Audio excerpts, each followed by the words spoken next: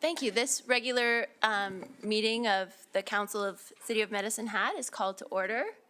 I'm sure that we won't have any issues, but I'm going to read out the rules of civility in council chambers before we get started. Just to remind everyone present of the rules, and maybe you didn't know them before. The council meeting is being held under the authority of and in accordance with the Municipal Government Act of Alberta. I am the presiding officer. Order and decorum will be maintained at all times throughout within an atmosphere of respect and regard for the democratic process, as well as everyone present at this meeting. This is not a public hearing, and so no members of the public will be provided an opportunity to address or otherwise speak to council. There can be no acts of disruptive, disrespectful, or intimidating behavior towards anyone present, and that would include applause or speaking out. Please ensure all of your electronic devices are set to silent mode, and if you need to respond to a call, please do leave council chambers. Any person, if someone chooses not to follow the rules of civility, they may be asked to leave the meeting. So with these ground rules established, we will now proceed with council business, and we'll start with a moment for, or I'll read the land acknowledgement first. The City of Medicine Hat acknowledges that we live and work on treaty territory. The city pays respect to all Indigenous people and honors their past, present, and future. We recognize and respect their cultural heritages and relationships to the land. And now we will have a moment for prayer or reflection.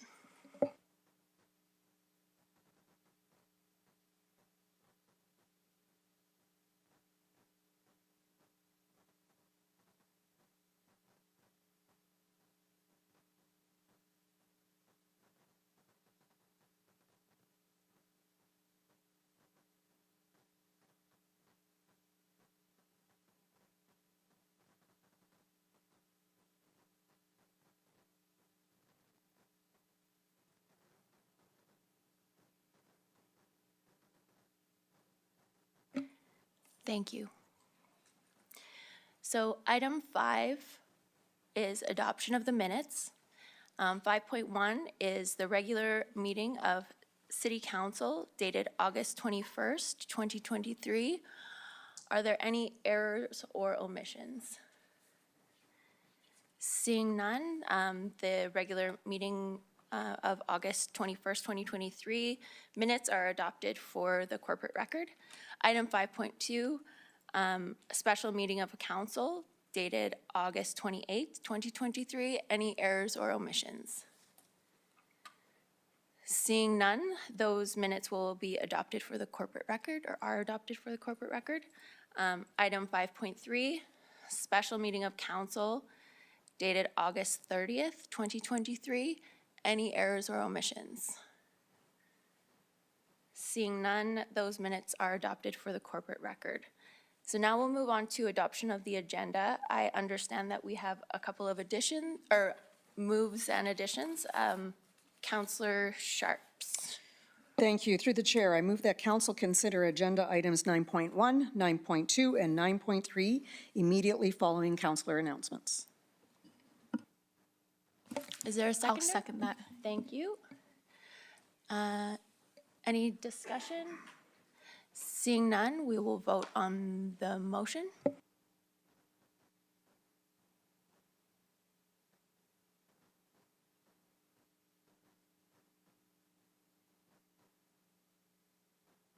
That's unanimous. Councillor McGrogan. Thank you, through the chair. I move that council adds a new agenda item titled Appointment of Investigator under new business. I'll second that. Any discussion? Seeing none, we'll vote on the motion.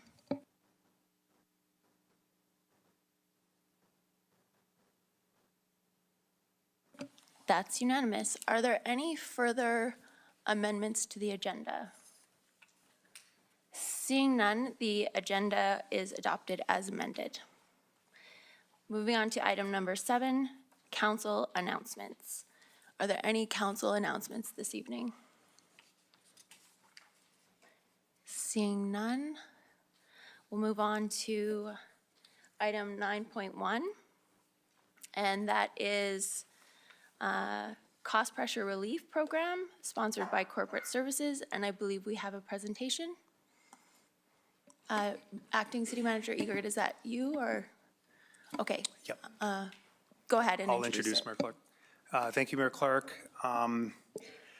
I'll do a few words of introduction and then invite my colleague, Acting Managing Director Barta, with a presentation. So the following presentation that you're going to see here is in response to the council direction we received on July 4th, but more recently on July 28th. That direction that we received from council on August 28th is to present for council consideration immediate options for community utility and other cost pressure relief at this meeting, September the 5th. Few comments around this. This presentation and the recommendation that you're going to see outlines this immediate cost relief option for council consideration. This is a one-time cost relief program titled Cost Pressure Relief Program, and it's intended to be meaningful and impactful to the community as a whole. Further, it will allow time for the organization to determine alternative actions outlined in the following agenda item, 9.2, if so directed by council. The recommendation that you're going to hear today is for a total of $24.8 million. We believe it's significant and meaningful and impactful to the community. It is, as long as over the last decade, the largest ever relief program delivered to the community. As a comparison, $24.8 million, we do collect close to $85+ dollars through municipal taxes. So just as a comparison of what the significance of the $24.8 million really is. The overall approach that we're going to be taking tonight with this agenda item and then 9.2 will include three aspects that for council consideration and direction. This one, again, as I mentioned, is approval to deliver immediate cost pressure relief through the program. The second one, which will be delivered by Managing Director Pancoast, is seeking direction from council to bring interim bylaw amendments to update the electricity rates based on best of market prices in the province. And number three, Managing Director Pancoast will also be presenting and requesting direction from council to commence an independent third-party review of the City of Medicine Hat COMCO, that's the community or the commodity business unit, to confirm its overall strategic approach and to ensure that it has best value for the community. Just in closing, the proposed recommendation is a cost pressure relief program to be administered through utility bills. The program is meant to address several inflationary cost of living pressures facing customers in our service area, including high commodity prices. So with that, I will turn it over to Managing Director Lola Barta. Thank you. Good evening, Your Worship and members of council. Dennis went through this slide, so we'll skip past that one. So in response to council direction, we are proposing a cost pressure relief program to assist our community with a recent high cost of living. As Dennis mentioned, a separate briefing note will be coming forward to address the rate framework and related rate plan offerings. The recommendation is to provide a $24.8 million one-time cost pressure relief rebate funded through our operating reserves. To reduce administrative efforts, the rebate will be administered through the utility bills, with a separate method to be used for units represented by a single meter held by the condo association and other housing-based associations. The relief amount is a fixed amount per utility holder. So $19.5 million would be applied equally to each residential utility account holder over a period of 3 months. So that would be $200 in each month for a total of $600 of relief per customer. For small and medium businesses, 5.3 million would be applied equally over a 3-month period, and that would amount to $500 credit in each month for a total of $1,500 per customer. We are also recommending to waive the disconnect notice fee, late fees, and NSF fees between July and September. So credits would be provided for the months already billed and included in the customer's next bill. This relief amount is being administered through the utility bills. However, I do want to emphasize that this is not a utility rebate. Just want to go through some of the financial impacts here. So this is an estimated forecast to December 31st, and this is based on the information that we know today. We still have a few months to go before the end of the year, and so as we know, things can change. The total EBITDA, or earnings before interest, taxes, depreciation, and amortization, is forecasted to be $232 million. This is higher than budget by $120 million. So just to help everyone understand this, I know we can get caught up in these accounting terms and what does this all mean. Think of the EBITDA as your net paycheck. And so these are your earnings of, so the $232 million. Some of these earnings would be used to pay your outstanding bills, your debt payments, so that would include your interest and principal amounts on outstanding loans. It would also be used to pay for some of our capital expenditures throughout the year. And so the balance remaining of $150 million is referred to as our free cash flow, and this would be allocated to our reserves or our savings account. So the $150 million free cash flow is allocated to the restricted reserves based on our current distributable cash and dividend policy, and the reserves are used according to our reserve policy. The objective of the reserves is to ensure a long-term sustainability and the ability to achieve Council's vision and strategic priorities. So I just want to run through this chart line by line here. We'll start with operating reserves. So the $12.3 million is showing as a reduction in 2023, and this is expected to be used to fund our 2023 municipal shortfall.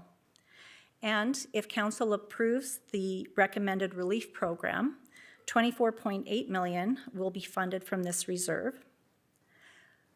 $30 million of the $150 million free cash flow would be transferred to this reserve to bring the ending balance to $31 million. And this would align with our target balance of 30% of the annual municipal expenditures as per our reserve policy. Moving on to the capital line. These funds are used for future capital and asset retirement requirements. So $50 million is expected to be used for the 2023 capital expenditures, and $90 million of the $150 million free cash flow would be transferred to this reserve. This would result in an ending balance of $195 million. And this would be enough to cover approximately $50 million of capital expenditures per year over a 4-year period. These funds would just be enough to maintain our current infrastructure and would not cover any new requests such as the energy transition requirements, or maybe even a future multiplex. So we do need to make sure that this reserve has sufficient funding to meet our future needs and requirements. The Heritage Savings Reserve is an endowment fund, and the bylaw allows a transfer investment earnings of up to an amount equal to the earnings that exceed Alberta CPI in any fiscal year to be withdrawn, and this could be used to help fund our municipal shortfall or our budget gap.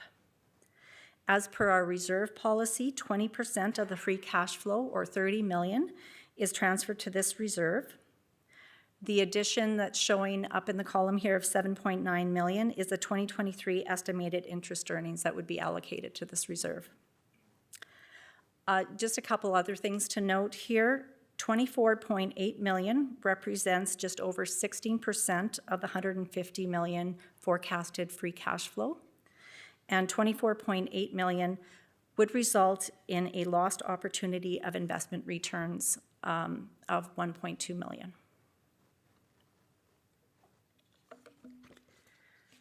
So this next slide just provides a few alternative options for council to consider.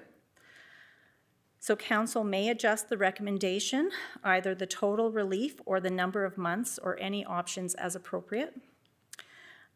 Just a note that each month of the current recommended payment, so the $200 per residential customers and the $500 per small and medium business customer, is a cost of $8.3 million. And this can be expanded or reduced by council. The chart below here shows a sensitivity of relief amounts and the associated rebates for residential and small and medium businesses that can also be considered by council. So just to walk you through real quickly through the chart here. If we look at the first column here, a total $7 million rebate would provide a total rebate of $156 per residential customer and $564 total rebate to small and medium customers. So the lower relief amount may not provide enough support to customers to offset the cost pressures.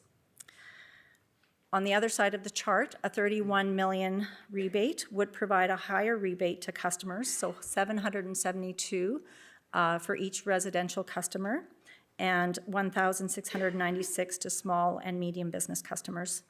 The larger rebate would result in a larger amount funded from our reserves and a larger investment revenue loss. So next steps. Subject to council approval, the cost pressure relief program would be applied to the utility account holders commencing on the billing cycle of September 18th. We do need some time to set this up in our billing system, and that's the reason for starting this program on September 18th. Any utility account holder receiving the relief who does not need the support is encouraged to donate their relief amount to the Community Warmth Program to assist those in need. And a separate briefing note will be coming forward to address the rate framework and related rate plan offerings. And that's the end of the presentations. Many questions? All right. I'm just waiting for the speakers list to come up.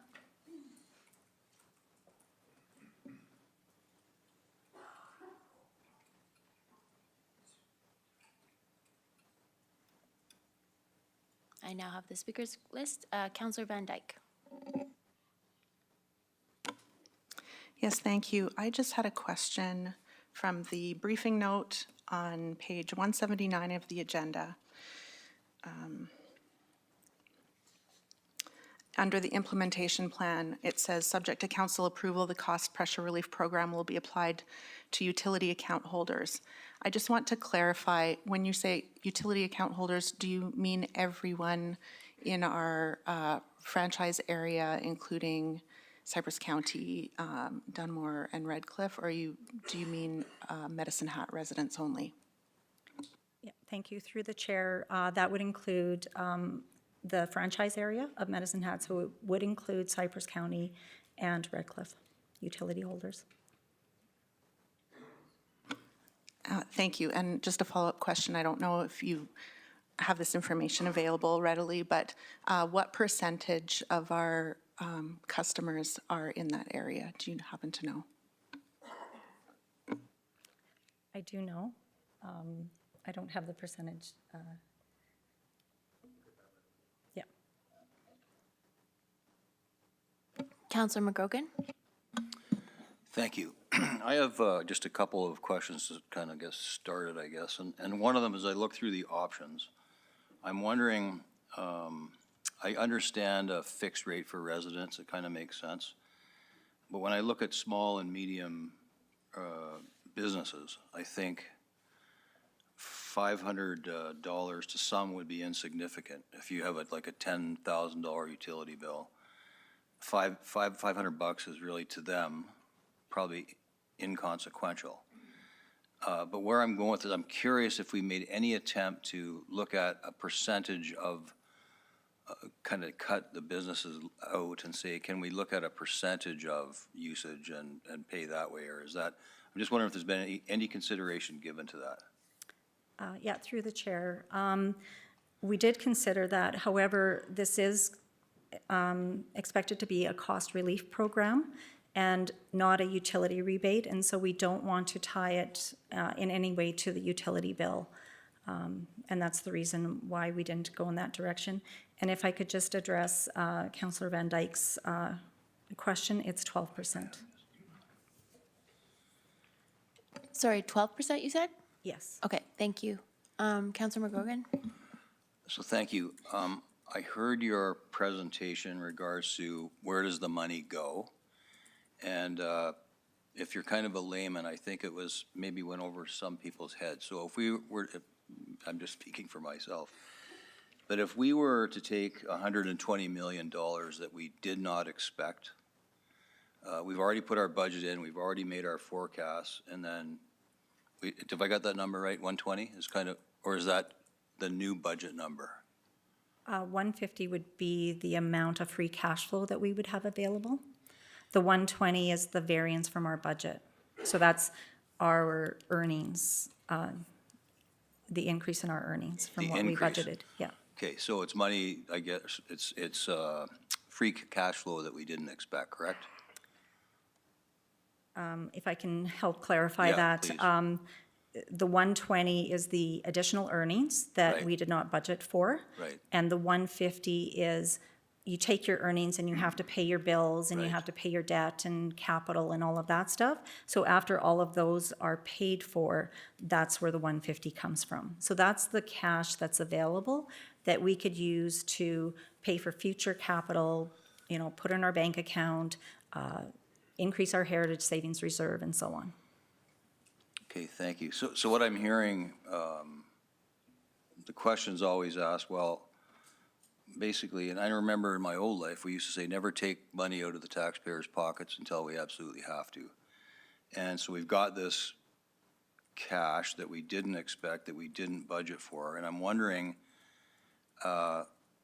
with this, how much of that now is our cost increase because of this extra profit, or has it? And then, and basically what I'm hearing you say is we're going to give 23.4, I think it was, back to, for a relief, and then the rest we're going to basically put into our, distribute into our system for future things. Is that more or less what I'm hearing? Yeah, through the chair. Yeah, maybe a few things in here. I guess the comment about taking it out of the taxpayers' pockets until we have to, The ratepayers, I'm sorry. or the ratepayers, I yeah. said taxpayer, I meant ratepayer, I'm sorry. Okay, thank you. Just to clarify, this money is going back into the city, so it's coming back, it's being held for future use. In order to keep our infrastructure sound and growing our city and things like that. So we want to make sure that we have sufficient funding for that. So that's one of the things that we're trying to do with this additional cash. Knowing that in the future, and this has been reflected from past years, we can't always rely on our commodity business units to earn a profit every year. And so funds are set aside to make sure that we have the ability to have those funds available in times when we don't have these profits, or even when we have a loss. So we want to make sure that we're putting enough money aside for that as well. No, Just- I'm sure did there's I- going to be questions from other council members. That kind of gets things, I'm sure there'll be other things that will add to that questioning. Thank you. So I have Councillor Knodel next, then Councillor Dumnowski and Councillor Sharps. Thank you, Mayor Clark. Through the chair to Acting Managing Director Barda, I am curious about what it would look like for a condo resident to get this cost pressure relief fund. Would it look like $200 for the whole condo, or would it look like $200 per condo resident? And I have a list if that's okay, Mayor Clark. Thank you. Through the chair, that would look like $200 per condo resident. Thank you, I appreciate that. I'll continue here. So what does our current yearly debt load payment look like? What is I understand that there's a long-term goal to be balanced financially as an organization, and we make payments to our debt load each year. What does this year's debt payment look like? Yeah, through the chair, we have about $418 million in outstanding debt as of the end of 2022. Our debt payments annually are probably around $40 million. Thank you. So just, this is more tangential, I suppose, through the chair. You mentioned that there's going to be some relief for things like disconnection notices. They will be canceled, as well as NSF notices. Is there anything any sort of communication and I guess this is probably more conceptual than anything. I'm just thinking about getting emails about we've had to choose between utilities or a grocery bill. I'm just wondering, are there resources going out, or even just this is the path that a person would follow if they're falling into this financial bind where they can't take care of their family? What kind of, we have workers that deal with, for example, our Lee, for example, would be in that sort of realm of communicating with city members who can't pay their bills. What kind of communication do we have with residents who are in that situation? Yeah, through the chair, our customer service team is always willing to work with customers who are in difficult situations. We can work out a payment plan.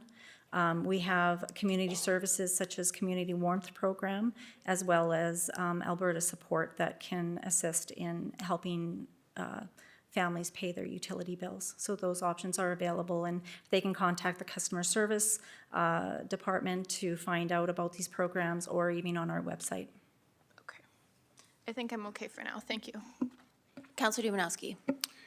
Through the chair, thank you, Your Worship. Obviously, we'll have comments that we'll be making after we have you sit down, and we'll debate this decision before us. My question is around the allocated months. So we're looking at doing an allocation for September, October, November. And I'm not here to surprise anyone, but I'm wondering if what thought there was in doing those months. Is it logistically easier to project forward to the future utility bill rather than do a retro payment for the months that were considerably high, like July, August, September? I say that only because I imagine, and certainly it's not going to be a magical lowering of fees, but we are starting to hit the shoulder season, so we find our evenings are cooler, and so our consumption of the electrical consumption will start to diminish or significantly diminish, and certainly into October, November, we will see a drop commensurate to that. So I'm wondering what the thought was moving it to September, October, November versus kind of retro payment, if you will, for July, August, and September. Thank you, through the chair. That was considered. It's very difficult to go back and give someone a credit through a utility bill based on prior months. And so we thought we could start immediately within the month of September and move forward. Again, this is a cost pressure relief program, so it's being administered through the utility bill mechanism. If we were to go out and provide checks to everyone, that would be a lot of administrative work. And so the most simple way to get this relief out to the community would be through the utility bill and starting in September And then we just equally allocated it over the next 3 months to provide that pressure, knowing that we are going into, maybe perhaps lower utility costs, but again, there's still the cost of food, interest rates are still rising and so on. So hopefully that this spreads out that relief program over a short period of time for the customers. Just follow up, I appreciate that. I recognize that the totality of the monies will be made back in the cost pressure relief program. I want to get that terminology correct. I guess my only thought was, speaking of cost pressures, we have certainly, I would imagine it'd be a welcomed opportunity if we could work backward and do that, but I recognize that this is certainly a step in the right direction, but I'll save my comments for later. Thank you. Councillor Sharps. Thank you, and through the chair. I did have a couple of questions. When you look at this chart, there's a couple of years' worth of data, and there's been quite a bit of profits. But I also know that we've been using it to cover some shortfalls. Can we just touch on that a little bit, on how that's been working? Like, when do we go to that reserve? What do we use it for? If I could just get a better understanding. And I have a few questions, Mayor Clark. Thank you. Sure, through the chair. We have been utilizing these reserves to cover the municipal shortfall over a number of years. In 2023, that shortfall was budgeted at 11 million. We are expecting that to increase just due to some additional cost pressures that we're seeing that are happening with respect to exchange rates. So we are anticipating that amount to be 12.3 million for 2023. We've kind of changed the way that we've funded this shortfall or helped out the municipal operations. It used to be a direct dividend from our utility and energy divisions, and as we updated our reserve policy and distributable cash policy, everything kind of gets put into these reserves, a corporate reserve, and then the money is allocated out to where it's needed. We take a look at this at budget time, and then if we're not able to balance the budget on the municipal side, then that's when that amount would be identified and then allocated out. What do we pay taxes for? Yeah, sir, there's no speaking out during the meeting. So I appreciate if you would refrain. Thank you. So my secondary question to that, Director Barter, or sorry, Acting Managing Director Barter, actually much in line with that gentleman was going to ask. So can you walk us through, because, honestly, it does take a while to, when you sit down and look at these numbers, to figure out. So we have this municipal shortfall. Why do we have a municipal shortfall, and what would be the option if we didn't have Comco? Like, let's look at Lethbridge, let's look at Tabor. They don't have Comco. What do they do when there's an $11 million shortfall? Yeah, so just to address the first question there, we do collect property taxes. However, our increases in property taxes are not enough to cover off our total expenditures, and that's the reason for the shortfall. So we've been increasing property taxes over the last couple of years during COVID. We did not do a tax increase, yet our costs kept rising. And so we were behind in our collections to keep up with inflation and the rising costs of our operating expenses. So when that happens, you're kind of playing catch up. And of course, we're not going to ask for a 10% tax increase to cover the years where we didn't ask for a tax increase. And so we gradually ask for increases year over year to make sure that we're still covering those costs. A lot of the expenditures are subsidized through the municipality, and we are using our reserves to do that. Your second question with respect to what do other municipalities do, they do have reserves. Some have reserves. Some utilize debt more to fund their capital funding, which frees up cash so that they can fund that municipal gap. I don't have too many more, and they're kind of all over the place, so I apologize. How much are we outstanding on gas abandonment? Because I think that's quite a big number that we aren't talking about. And my knowledge on it is very limited. I just remember listening to her and people, well, no, it's true. So, I mean, I don't know, but if I don't know, there's no way these people know, right? So why don't we talk about that? How much are we looking at for gas abandonment? Yeah, through the chair, our balance at the end of 2022 was about 214 million of liability on our balance sheet with respect to the abandonment program.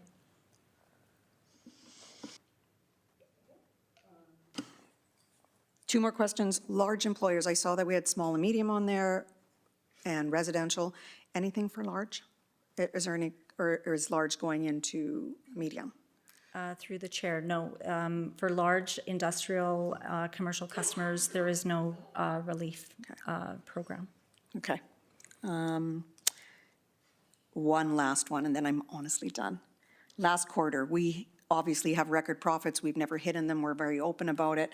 But I had asked a question and I got the answer, but I think it's worth the rest of council and the community knowing the difference what we made in our profits between selling to the ratepayer and selling to the grid. Do we think we could give a rough idea and estimate of what that was, please? I believe the number was approximately 55% for ratepayers, and then 45% for the to the grid. Yep. Thank you, that's all. Councillor Robbins. Thank you, and through the chair, Acting Managing Director Barta. I'm just looking at your financial impact slide, and I just have a couple questions about it. And it's from information that we've had at council meetings before, but I'm just sort of consolidating it into these questions to make sure that I haven't misunderstood something that we've spoken about in the past before making decisions on rates and other issues before. I'm looking specifically at the capital of $50 million. And I want to talk about Unit 17 a little bit. I don't know who in the group really wants to talk about Unit 17, but I know someone knows the answers to these questions. I know that when Unit 17 was built, that was a choice of last council, but it added 43 megawatts to the amount of power that is in the whole Medicine Hat system. Did building that unit make it possible to sell more to the grid? Might be an obvious question. I'll just get Travis to answer that. Sure, thank you. Through the chair, yeah, building Unit 17 is done so that we can make sure that we have an N-1 contingency. What that means is if we lose our largest generating unit, we need to be able to serve our peak load. So that's our #1 priority. And there are times when we're able to sell to the grid, but our main priority is meeting that peak load. Okay, and what was the cost of Unit 17? Approximately $51 million. And I know this question is going to go right to you as well. How would, well, at any point, the grid can say, we don't want your spare energy? So when you're looking at sales to the grid, everybody in the province, every generator in the province bids in their energy at a certain rate. They move up the price stack. They start from the cheapest priced offers until they've met the demand in the province. So they don't necessarily say no to yours. It's just what price you bid in at and how much of that power, how much have to go up the stack to meet the provincial demand. Okay, so how would our free cash flow, again, back to the financial impact, change if we hadn't sold to the grid or we couldn't sell to the grid in 2024? Sorry, for 2024, I don't know Sure, that. how about for 2023? I think as Lola mentioned, I think the number is approximately 45% of our sales, or of our revenue, were sales to the grid. So it would take this number down to maybe $80 million from the 150? Math's never been my best thing, but. Yeah, Ish, yeah, I'm not going to crunch the exact number. Okay, thank you very much. I have another question, just one more question. Acting Manager Director Barta, and I know you know the answer to this question because this is right up your alley. So I am sure that at some point you told us that each 1% of property taxes was $800,000. Correct, yeah. Am I correct about that? Okay. So when I see that we are transferring $12,322,000 from, there it is, from our reserves into operating, if we didn't have that fund, we would have to raise taxes by 15%. Is my math right? Does someone want to get out a calculator and tell me if my math is right?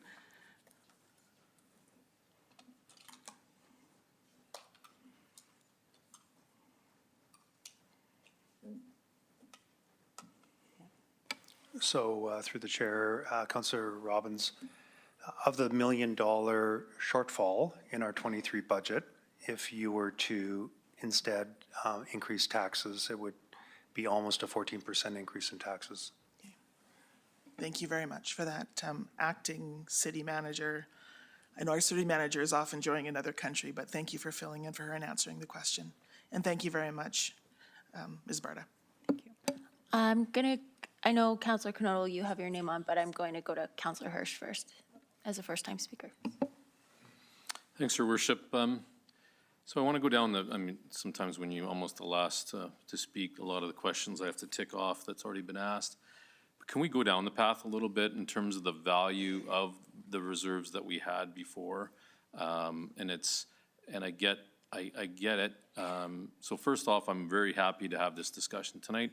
I think there's a lot of misinformation out there, so I think it's important that we clarify that. So for those who know that remember the Paul Harvey story, now you know the rest of the story. So it's good for us to have this conversation. So I want to kind of go down memory lane a little bit too for us to understand kind of what the spend was from basically this line item as well that we were able to offer for COVID relief and some of the programs that were offered before that I think, quite frankly, weren't available to us if we didn't have this sort of thing. So before you explain a little bit of that, I do want to talk about the work that was done on the dividend policy and the free cash flow that was talked about. I think, and as chair of audit, I would always get conversations about, in isolation, look what this department did. In isolation, look what this department did. And I'm always trying to drive home the net of our, let's call it our Medicine Hat Inc., is like I like to explain it, our business units.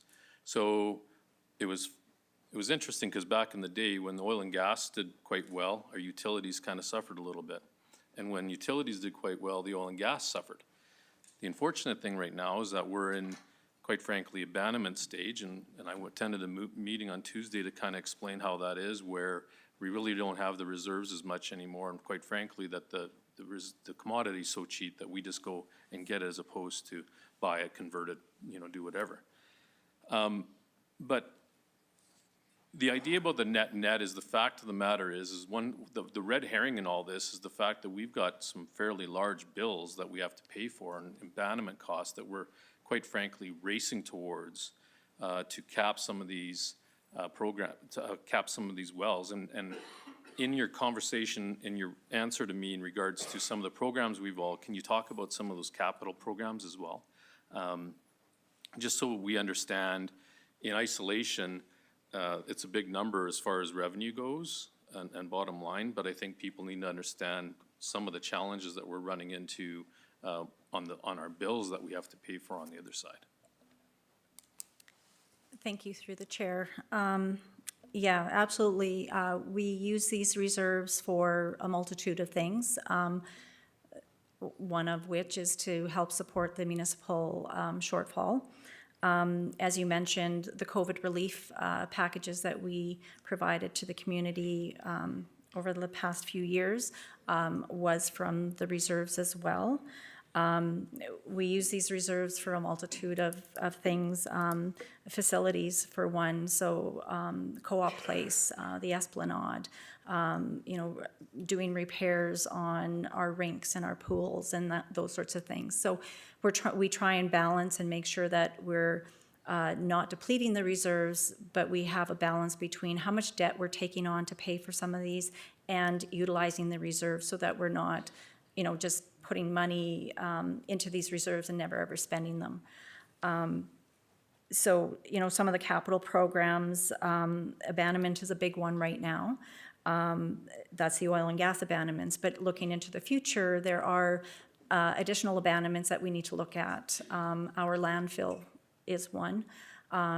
Also perhaps our generation facility, depending on what happens in the future here with the government requirements. Some of our, I don't know if I mentioned Unit 16, Unit 17, you know, replacing engines on those units, fixing our roads, our sidewalks, our trails, all of that stuff comes from reserves, grants, and debt, right? So it's, these funds are utilized for a multitude of things. I appreciate that, and I think, you know, some of the question is, well, that's where my taxes go, but the reality is, through this whole short-term phase of, say, in the last 5 years, through a pandemic, through some of the stuff that we're running into, it's actually quite fortunate that we ran into this situation that we do, that we have a bit of, certainly a surplus. The reality is we could have went the other way, because there was, what year did the utilities actually lose money? Was that 2015? 2017. 2017? Yeah.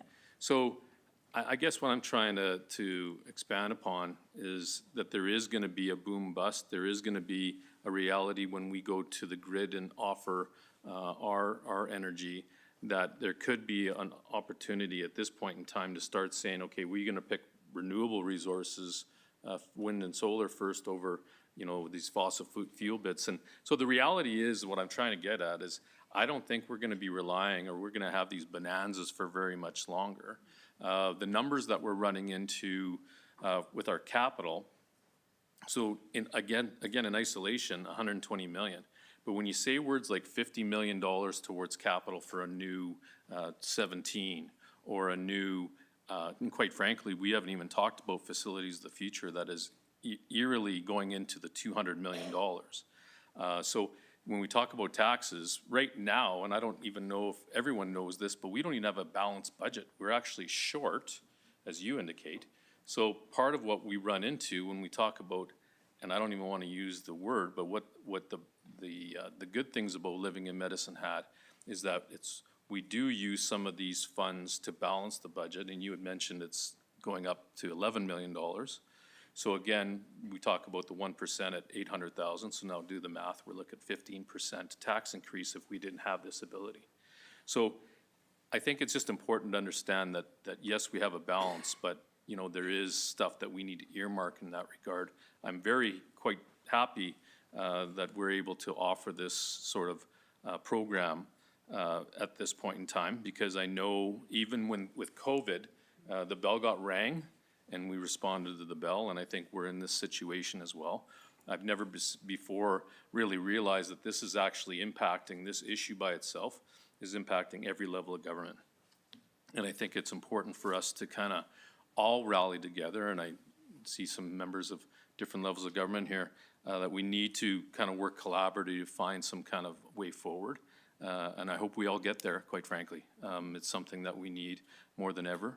And I truly hope we get there and work collaboratively towards a solution. Thank you. I'm going to take next as a first speaker. So I wanted to, just looking at this chart, so is this the 12,322,000, no, I said that wrong, but you know what I mean. That number, is that the number that in our initial budget was 11 million at that time? Yes, that's correct. And so that's increased a little bit. Yes. And then the 50 million, I am not able to find that just in the charts that I've looked at, but is it capital cash requirements? Is that? Correct, yeah. That's based on a forecast going forward. Again, we won't have our actual numbers till the end of the year, but it's based on our historical average of what we've utilized out of the reserve to fund our capital. So again, it's not the total cost of our capital. Our capital is usually, could range anywhere from 70 to 120 million a year that we're actually spending. Some of it is funded or paid for through our reserves, and some we use debts, some we use grants, and so on.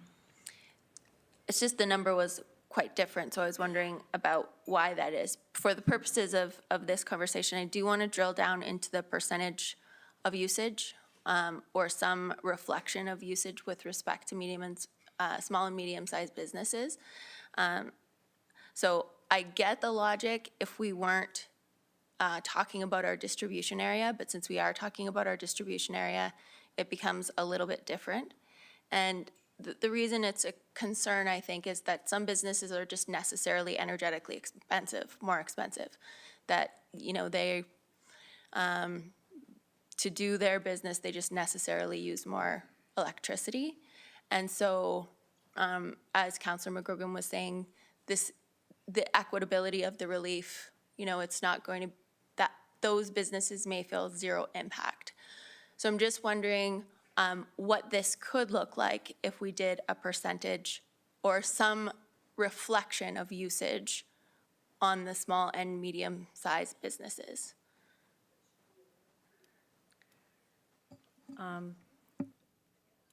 No talking, please.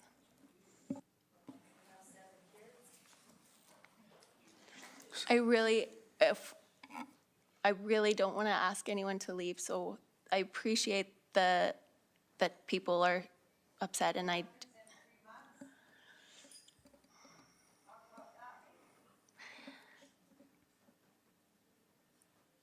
okay, you can proceed. I'll maybe just pass it over to Acting City Manager Eagert. Mayor Clark, your question was whether or not we considered a pro rata allocation based on consumption for small, medium businesses. We did. That was one of the options that we explored.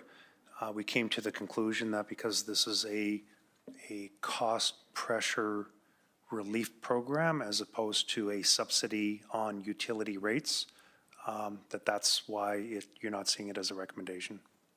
My question was actually, what would that look like? I think regardless of whether, like the fact that it's cost pressure, I would expect that people who are in energetically expensive industries would also have increased cost pressure because of their usage. And so to me, I'm not really understanding the distinction of why there couldn't be some reflection of consumption within the overall program. Mayor Clark, back to your question. The consideration and the advice that we're receiving is not to connect any relief to utility rates or utility consumption.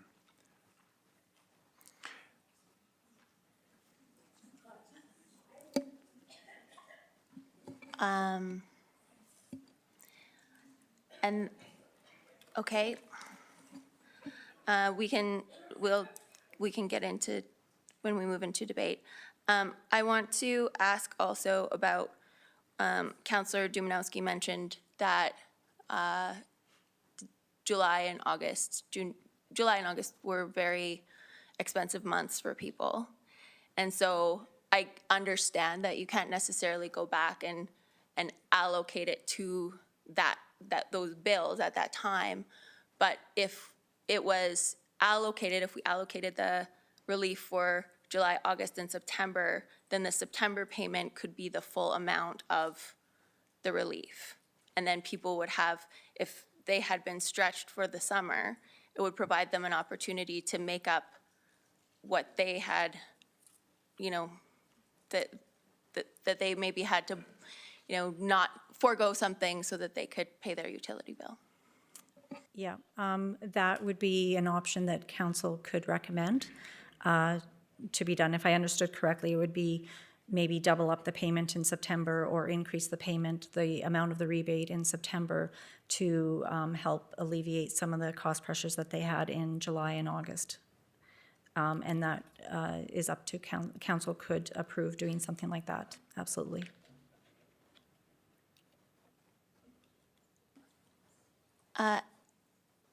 Thank you.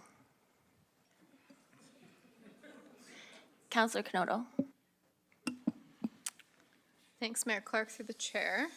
I'm just curious, we have gone through, and this is through the chair to Managing Director Barta or possibly even Travis. But we have gone through a boom and bust cycle with our natural gas and petroleum resources business. And I'm just curious what we've learned from that particular experience that's lending to the decisions that you're offering us today in regards to heritage savings, cost pressure relief. Is there any sort of learnings that came from that boom and bust that is giving us the logic for why we're putting money into the reserves, or why you're offering what you're offering today as opposed to something more extravagant in regards to relief? Yeah, through the chair, I guess what we've learned is that you can't always rely on the profits from those commodity business units. They are cyclical. When they happen, it's great. When it's a down cycle, it's not so great. And so we are anticipating that electric prices are not going to stay as high as they are right now. You know, in a couple of years, the forecast is showing that prices are coming down. And with respect to that, that will impact our... Everyone, quiet, please. Quiet, please, thank you. So in a couple of years, looking forward, we could be in a situation where we're not making a profit and we are in a loss situation. And so by building up these reserves, we want to make sure that we have sufficient funding to maintain our capital infrastructure, to provide support to the business units that are maybe in a loss position into those future years. So what we've learned from our oil and gas business is it was great when we had, you know, all the profits. We didn't really we put some money aside to pay for our abandonments.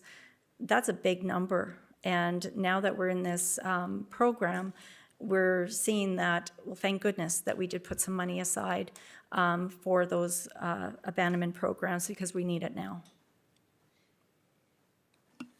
Thank you, Lola, I appreciate it. Councillor Sharps. Sorry, I did have one question through the chair to Managing Director Pancoast.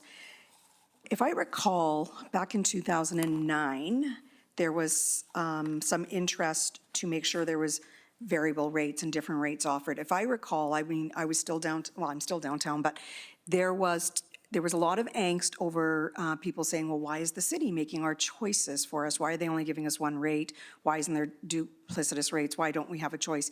Is that not, can you just touch on that? Because if I recall, that's how we got to this whole variable and RRO rate, was the community wanted choices. But maybe that's wrong, so if you could clarify.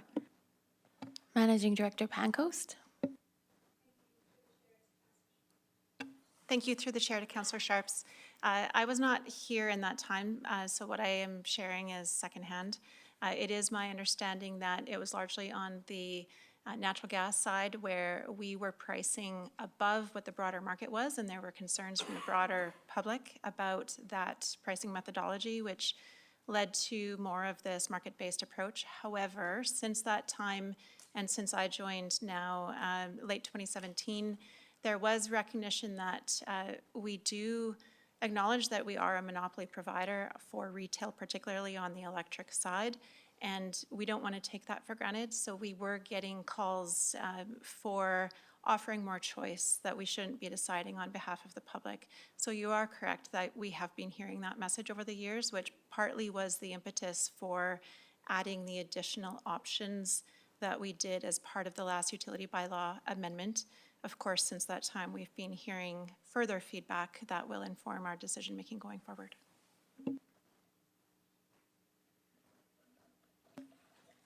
Seeing no further questions, thank you, Acting Managing Director Barta, and we will need a motion. Your Worship, at this time, I'd move that Council approves the cost pressure relief program as presented on page 177, E through F. Second. And so just to be clear, you're making that motion, but we can now debate the motion, or That's debate the, Correct. the options. So is there any debate? Counselor Hirsch? So thanks for that. So the motion's on the floor, but I do want to have that discussion with regards to frequency. The original motion states that we're going to do it September, October, November. The statement was made that we could technically roll this out realistically, and maybe that's my question. Can we roll this out right in September as a one-time offering? And is there financial ramifications to that? Can we make that happen? Because I think the point was made is that some people are looking for, are making options as far as where they spend. And they're short right now, and I'd like to kind of get hands on some cash as soon as possible. So maybe help me understand that.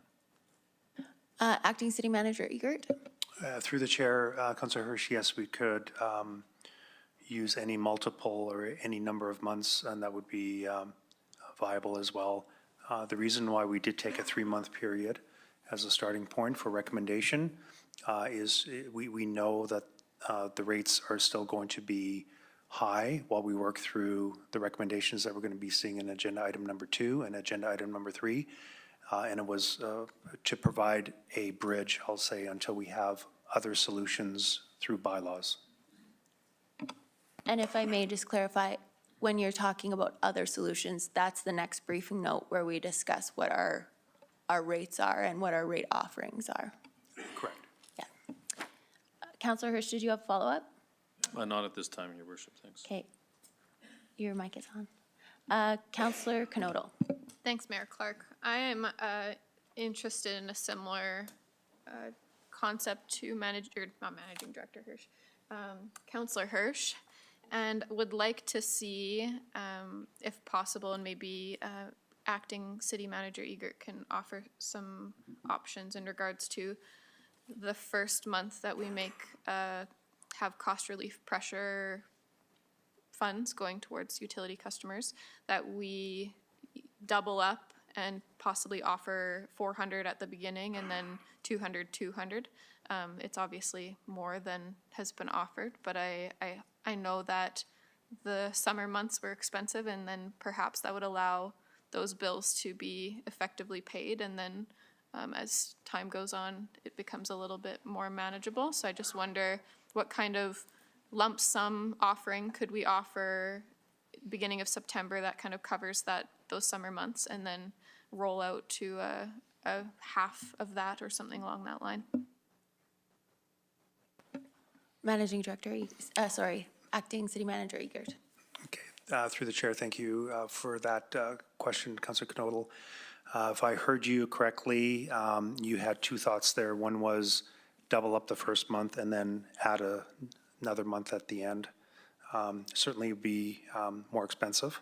So we included in the package what the cost ramifications would be. If I look at timing with respect to when we could actually implement this, September the 18th, every utility bill goes through a cycle, and we have various cycles throughout the month. So the utility bill that actually gets prepared and sent out after September the 18th, that's the first bill that will reflect this. In terms of timing, we're in September the 5th today, so we're talking a few weeks before any utility customer would even see it, and then it would flow from there over the next 30 days. So that's one thing to consider as well. So customers will be seeing that credit on their utility bill from September 18th through 30 days thereafter, so October 18th. So that'd be the first time they see it. But I think, to your point, just so that I can be clear, we can double up the payment in September. Councillor Sharps. Yes, through the chair, just further clarification, Managing Director, or City Manager. I definitely would like 4 months, not 3 months. I think that would get my vote over 3 months. My concern is, I am a little concerned about doubling up the first month, but I mean, I'd let that go. I want to know what is our are we going to go back and remove all the charges in terms of late charges? Everybody will be reinstated? How far back are we going? So are we going to go till July? Or are we going to go back to June? Because I think this really hit at the impetus at like June-ish, like the really high. So are we going to go all the way back there and reverse all those charges? Because then I would be more open to just having it 4 months in a row, because I think that'll take a lot of the pressure. I was talking to a young lady tonight, and it was just in back charges and late fees and everything else, it was sitting at like $700. So I get it. But maybe if all those charges were reversed, that would absolutely, if I could. Acting City Manager Egard. Through the chair, Councilor Sharps, we're seeing a large amount of cost pressure in the month following when the 8 and so cents rate expired. And so when that expired at the end of June, we're seeing a lot of those increased costs because of the new RRO rate that was available in July. So our proposal is from July through September inclusive, is any of those fees would be waived. So if I was, sorry, if I could, so it'll be on my July bill, but it'd be incurred from June. Will that come off? Through the chair, not the way it's written right now. So it would be from July through September. Okay, so I can revise that then. Okay. Councilor Dumanowski. For your worship, I appreciate I moved the motion before us to get the debate going, and certainly it's up to council to decide how we're going to move forward. But I want to start by recognizing everyone being here today. I recognize and certainly can feel the emotion in the room. It's palpable, and I understand that the community is hurting. We all know that this community is hurting. There's not a single councillor around this table who is blinded to that challenge that we're hearing. We all work in this community. We raise families in this community. We live amongst you. We are too ratepayers. We can certainly appreciate the challenges before you. So that's not a starting point to say anything more or less than something I said at the last meeting, and I'm going to repeat it. Unusual times call for unusual responses. And one of the things that we all strive for as much as we can is predictability and certainty when it comes to our utility, when it comes to our mortgage, when it comes to our price of our groceries, the cost per liter at the pump. And unfortunately, we've all been witness to a shift into uncertainty. One of the things that we can do as the elected body is create some level of certainty around cost relief or cost pressure relief program. And that's what we're doing today. And so at one point, and I certainly was part of that, we had discussed waiting toward year end to see where our revenue streams were. We wanted to have some better understanding of that. But we recognized quickly that as the utility bills were rolling out, that relief, we were going to do it, had to roll out equally quickly. So for me, I want to just go back to some of the conversations we've had, because some of the concerns or arguments I've heard in the community, and they're not wrong. I mean, you all live here, you work here, you play here. This is your community as much as it is mine and everyone else's. But one of the things that you've elected us to do, and I'm going to say it, is to try and find that happy medium. As has been indicated, we have many long-term costs associated with running this utility. We have some level of optimism right now when it comes to extra revenue, but that revenue isn't lost on us. And so one of the things that we're trying to do is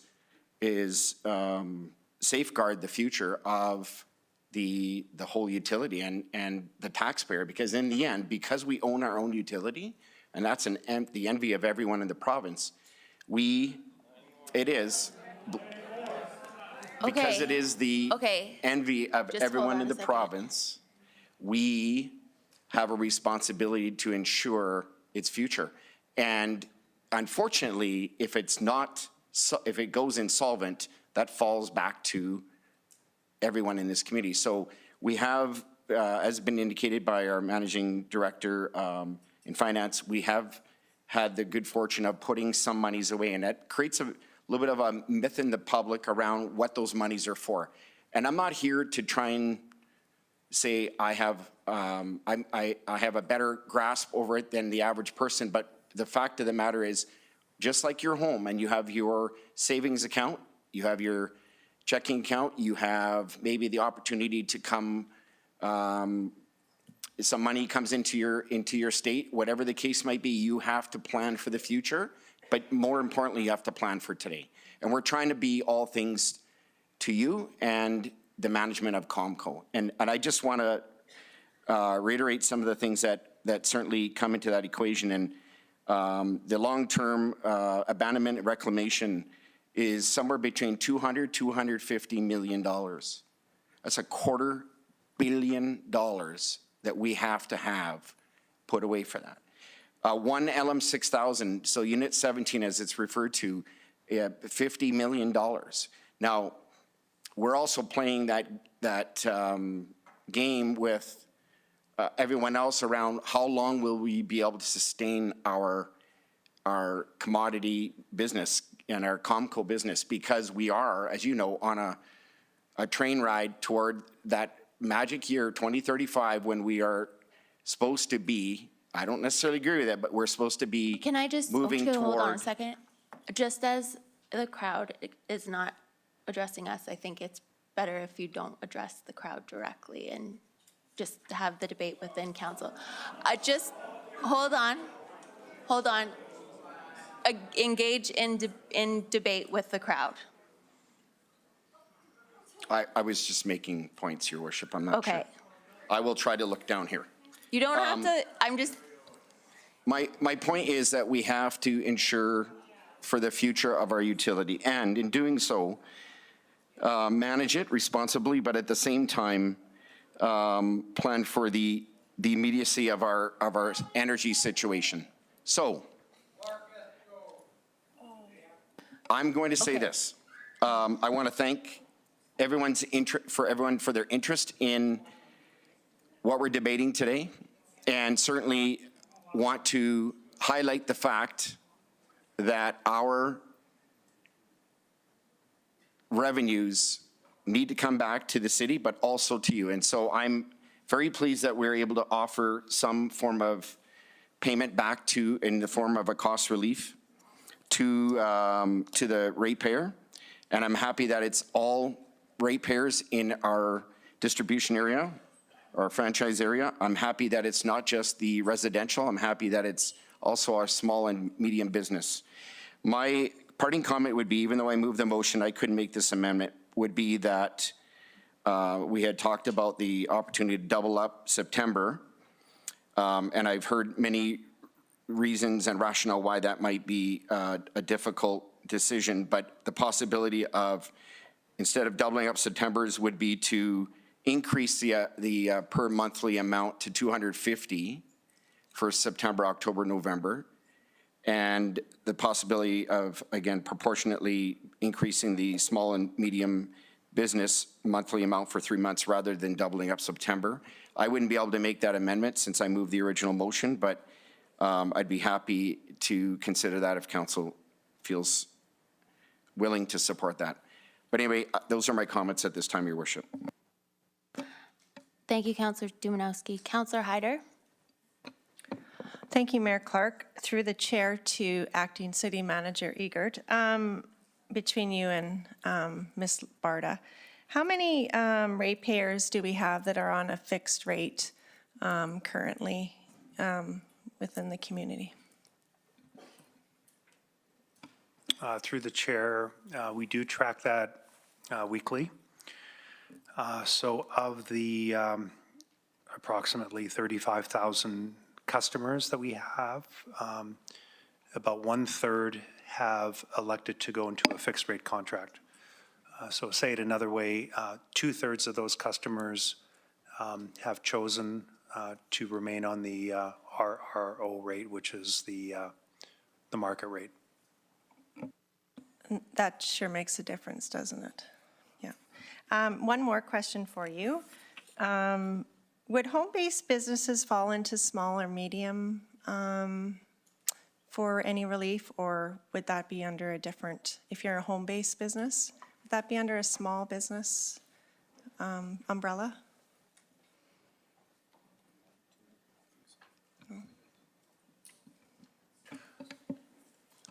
Acting So City if- Manager Egert?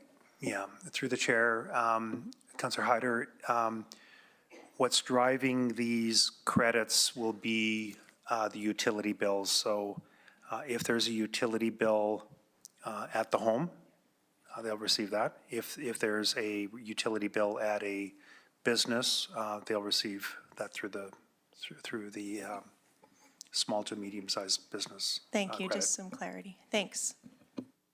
Councillor Van Dyke? Yes, thank you. And through the chair, I think the rest of council has adequately covered the information that I was hoping would be presented here tonight to the public and for people to understand our current situation in Medicine Hat. I just wanted to comment that $24.8 million directed back to shareholders or ratepayers is unprecedented in Medicine Hat history. Up until now, profits have realized from Comco and NGPR were returned to the community as dividends to offset municipal taxation increases and to fund capital projects. So this is a significant deviation from our standard practice. I wanted to test the will of council on something and ask if I can make a motion to amend the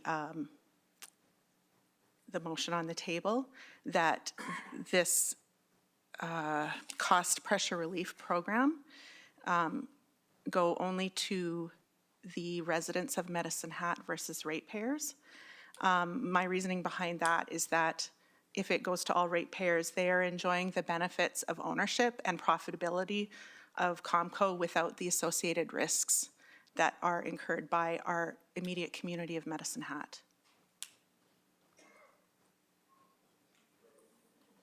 You are free to make a motion if you like. I'm not sure how I would write that or how we would adjust the current motion, just to see the will of council on that.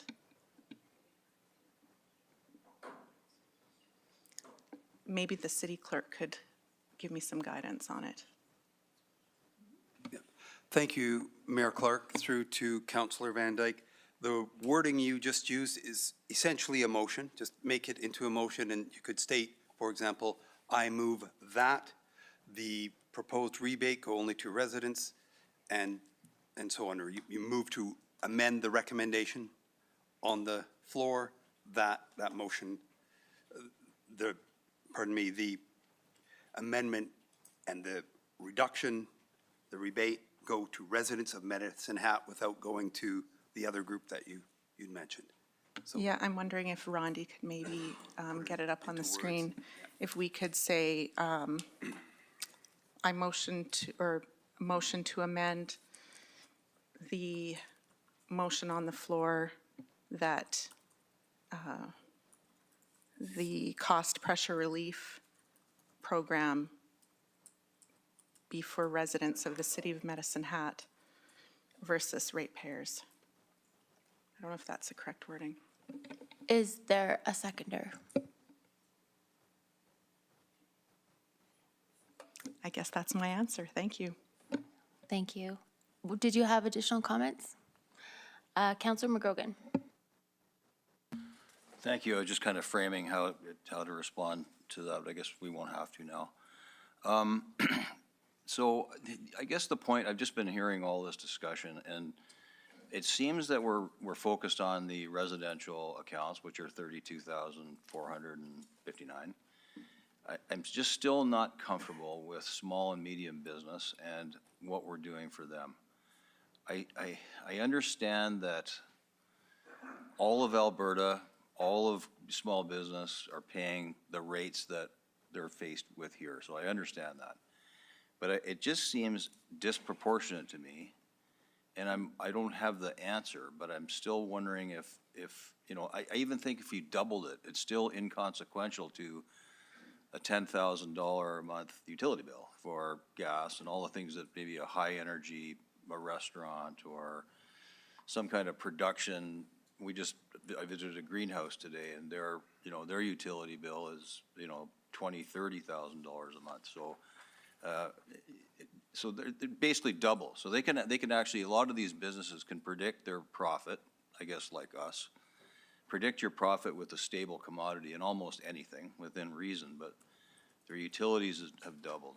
And I'm just curious what, I'm gonna go back to it, if there's been any other consideration to that group of account holders, and if there's anything else that we could do to satisfy that group or bring some relief to that group. Acting City Manager Egert.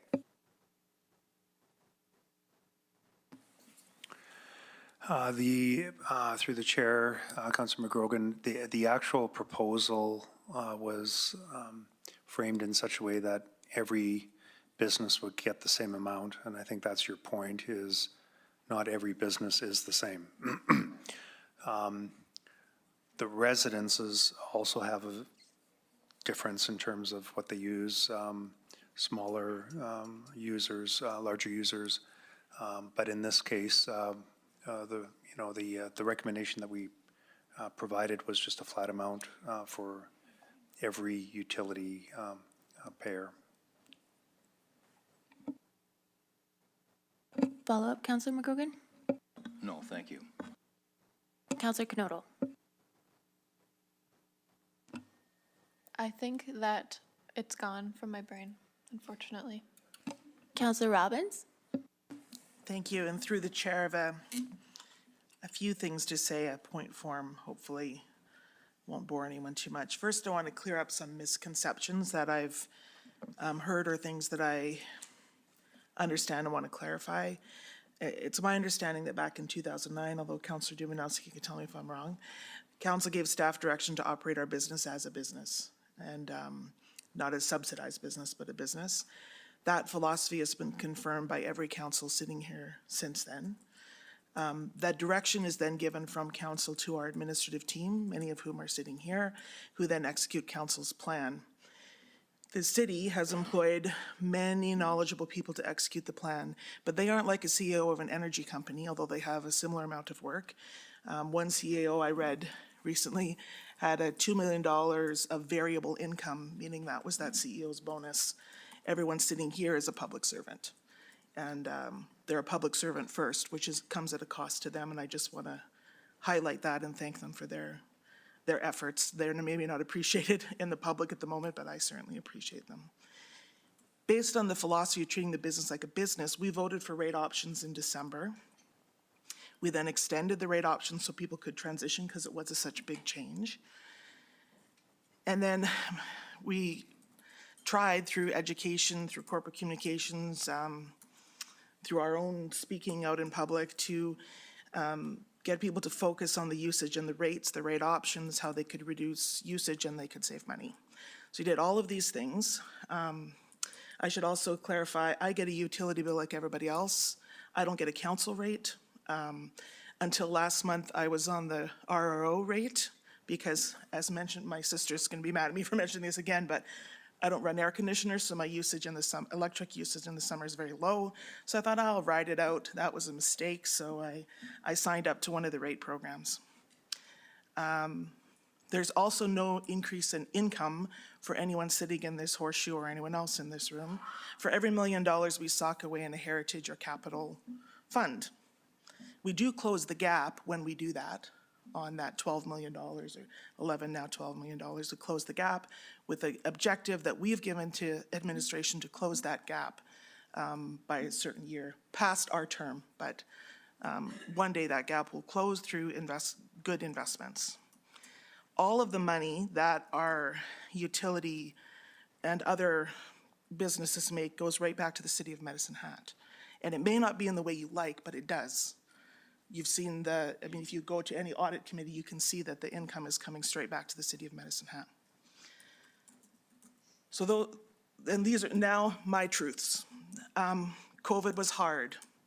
Financial recovery is taking a long time. Many people fell behind and they're digging out of very large holes and they're doing their best to survive, never mind succeed. You can try to control usage and you can choose a fixed rate and still not be able to afford the costs of everyday life.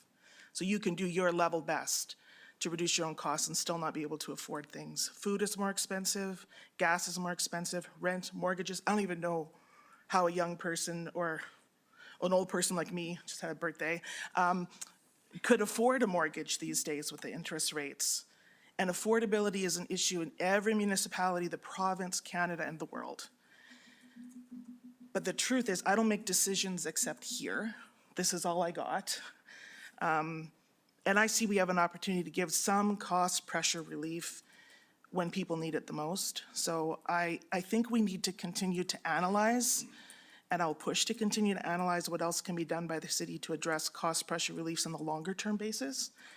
But right now I'm not asked to consider that far because I do think we need a lot more information to understand that the consequence on the business and our long-term plan to shrink that gap without more taxes. We also want people to choose to live here, so we need to go all in on this issue. And these relief efforts came up quickly. I'm supportive of them generally, but I want to double up the payment in September and extend the relief by 1 month. That would be my ideal situation out of the information we have today. Thank you. Councillor Sharps. Yes, through the chair, I'd like to throw an amendment on the table, and it probably needs some wordsmithing, so bear with me. I move that council approves the cost pressure relief in the amount of $200 per month, with the initial payment in September being of 2 months. We will reverse all late and disconnect fees retroactively for June 2023, July 2023, and any fees incurred up to September 18th of 2023.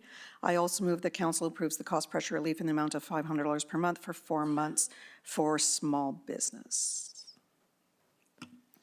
Councillor Sharps, I'm just Yes, going to please. ask that once it's Sure. up, then you confirm that was Absolutely. your intention. I'll second it temporarily. We'll just wait till it's up.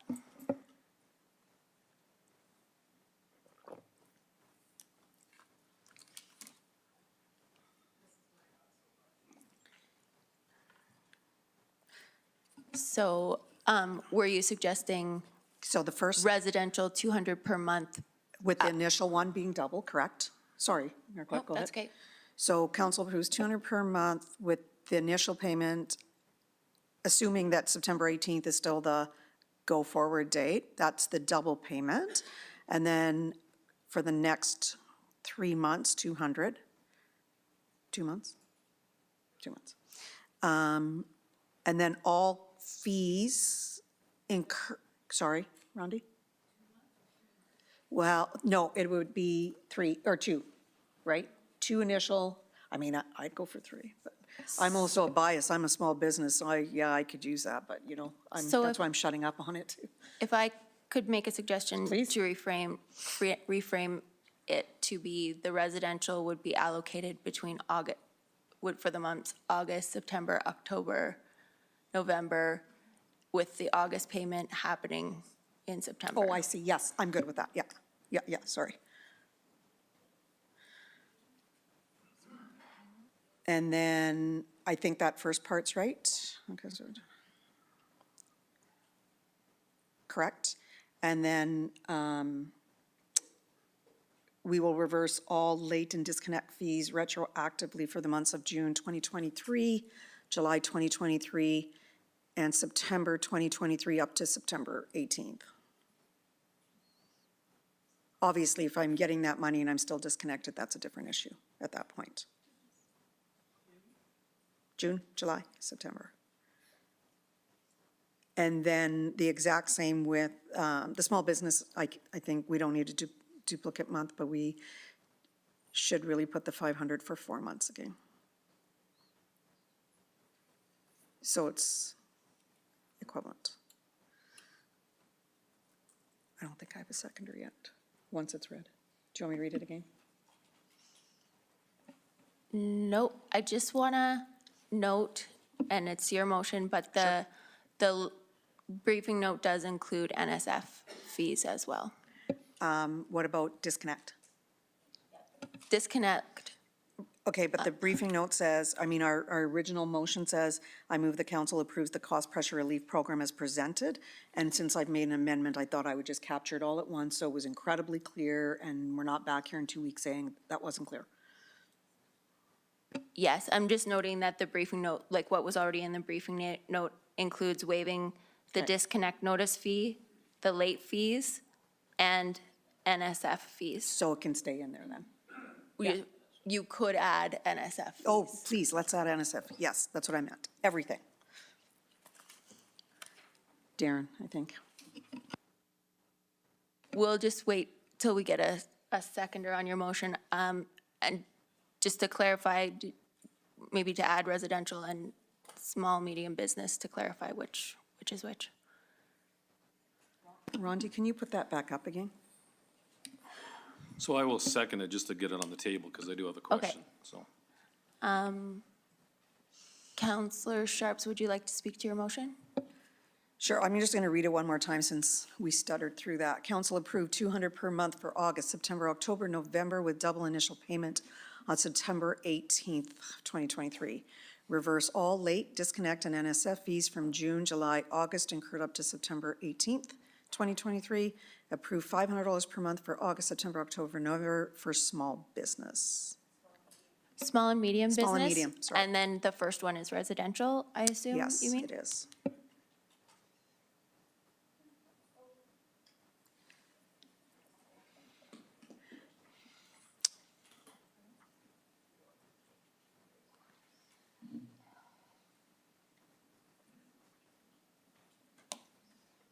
All right, so you've made the motion? I made the, yeah. Okay, Counselor Hirsch has seconded, and you are the next speaker. Thank you. So I appreciate all the efforts tonight. You know, we're busy making amendments. I just need to take a step back and start realizing kind of now that this is fairly material, through the chair to the acting city manager, and I know you maybe did some math, you talked about it earlier. This does take us to a higher level of expenditure. And I don't know if you got the calculator whirring or spinning out of control right now, but what would that motion indicate from an expenditure point of view? So now we're adding another month, going to 4 months, is that correct? Essentially, we're doubling up September, and then 2 months after that, so is that correct? That is the same as alternative option number 2. The numbers are a little About, different. there is a $7 difference per month. That's about, I just think for people to understand kind of where we're at, but if you can maybe verbalize kind of what that would be, the impact would be, it'd be greater than the 20-some million already contemplated. And for, go ahead, Acting City Manager Egert. Yeah, through the chair, Councillor Hirsch. So effectively, the motion, as I understand it, changed it from 3 months of rebates or credits to now 4 months. So that would be an additional 8.3 million, which would take the total funding required to 33.1 million. So I do have a question relative to my earlier line of questioning with regards to getting these funds quicker in the hands of the people impacted. So is it, so again, we're going to do it by way of utility bills. Is that, I'm still thinking in my mind if we can do it as a one-time event. I don't know, but I guess for the most part, it would be considered if you had a balance remaining, the funds come in, takes care of that balance. If we did it on a quicker fashion, technically the ratepayer would just have a credit that would slowly be eroded down as usage continues. Is that fair on the methodology? Go ahead, Acting City Manager Egert. So each customer, through the chair, would be unique. Some would come to our customer care group and be asking for a refund of that amount, whereas the intention, I believe, if I follow, is that payment would be to be used for future utility bills as well, or prior utility bills if there is a backlog. That's what I'm trying to understand in terms of the motion. So which is it? Is it going to be applied? So if we did the 400, I guess, I'm talking residential and I get the business. So the methodology is $400 gets applied, whether or not that utility bill was up or down. There still might be some balance remaining, or you might be in a credit position. Is that correct? Go ahead. Through the chair, correct. And we would expect, based on past experience, that many would come to the customer care counter and ask for a cash refund of the credit balance. A cash refund, and so we would literally give them cash then, as opposed to, Or a check. okay. So Councillor Sharps has a reply to your question. It's her motion. Yes, Councillor Hirsch, just so you understand what my thought process was, the reason I didn't put it all into one lump payment is this is it's a cost relief to me, and people have taken from Paul to pay Peter, so I don't want it to all go to utilities. It's their money. To me, they can decide where they want to spend it. So if the 400's there, and then, you know, it gets them some quick relief, gets all of us some quick relief, and then from there on in, they can take that money and they can buy groceries. It just frees up their own cash flow to make their own decision. So that's all I was putting it that way for. Councillor Van Dyke, are you speaking on the motion? Yes, I am. I had a question about it. If I could ask Acting City Manager Egert, what, with this change in the amount, what the lost revenue would be with the difference? I'm not sure if it was already included in the briefing notes somewhere.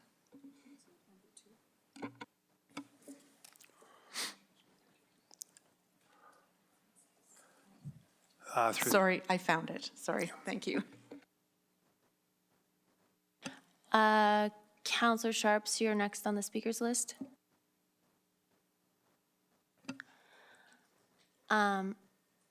Okay. I really, really would like to explore options for having some kind of, you called it prorated, but recognition for energetically expensive businesses versus businesses that do not use as much electricity.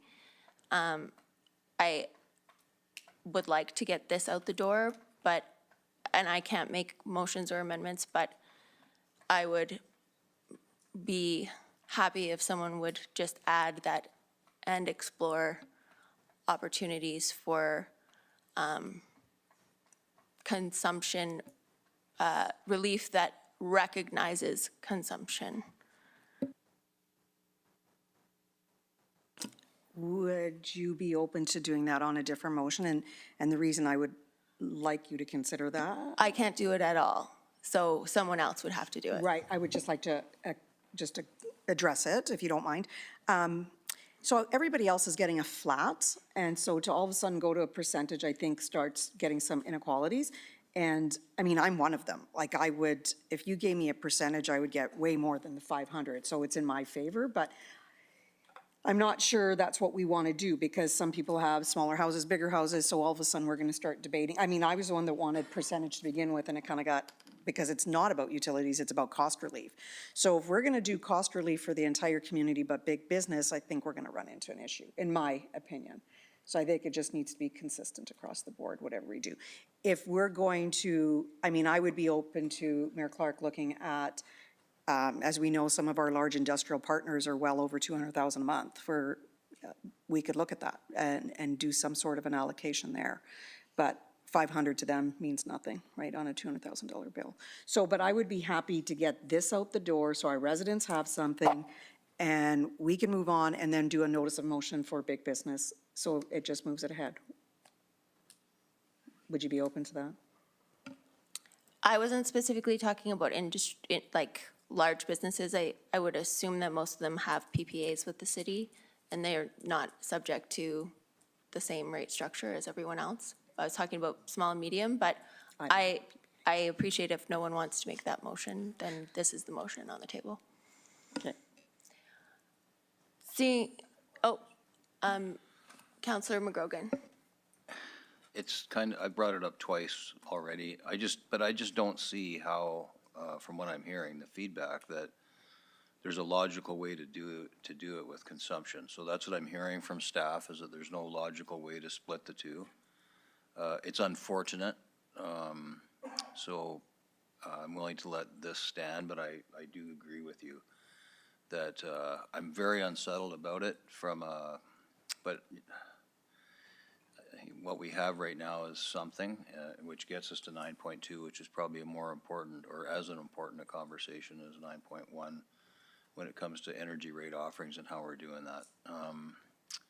So I think it's been discussed a lot. So I'm going to leave it, but I think through the next conversation, I think we need to look at how that's done. So thank you. Councillor Robbins.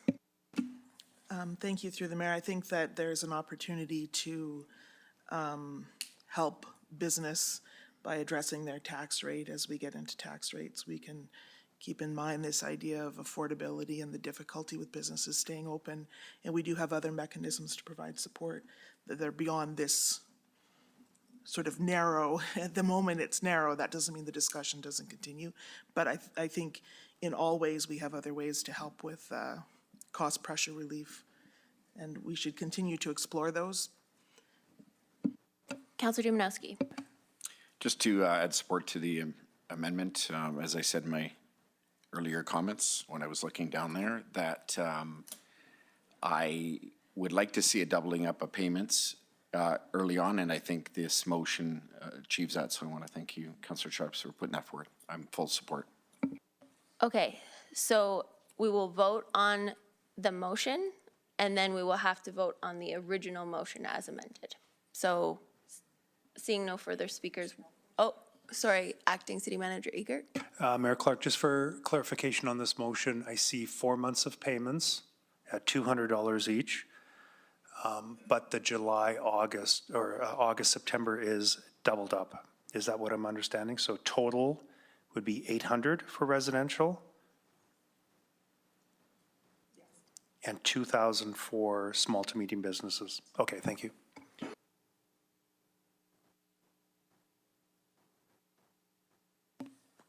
All right.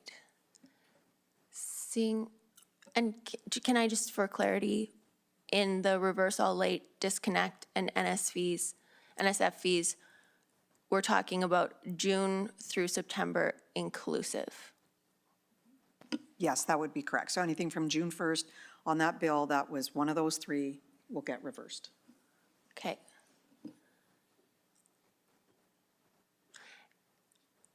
I'm not sure it says that right now, but. Acting City Manager, do you feel like that's clear? Reverse all late disconnect NSF and NSE fees from June to July, so June, July, August, and September. It should be June, July, August, and September. So reverse all late disconnect and NSF fees. Do you feel like that's, yeah? Councillor Robbins?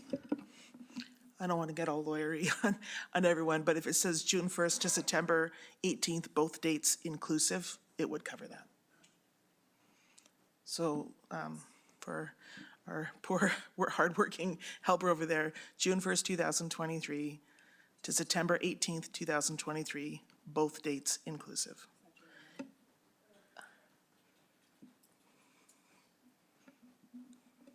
Okay. If that was your question, Mayor Clark, although the city solicitor will certainly have a better opinion about that than I would. Just want to make sure that it's clear when we're moving forward. Okay, so we will vote on the motion.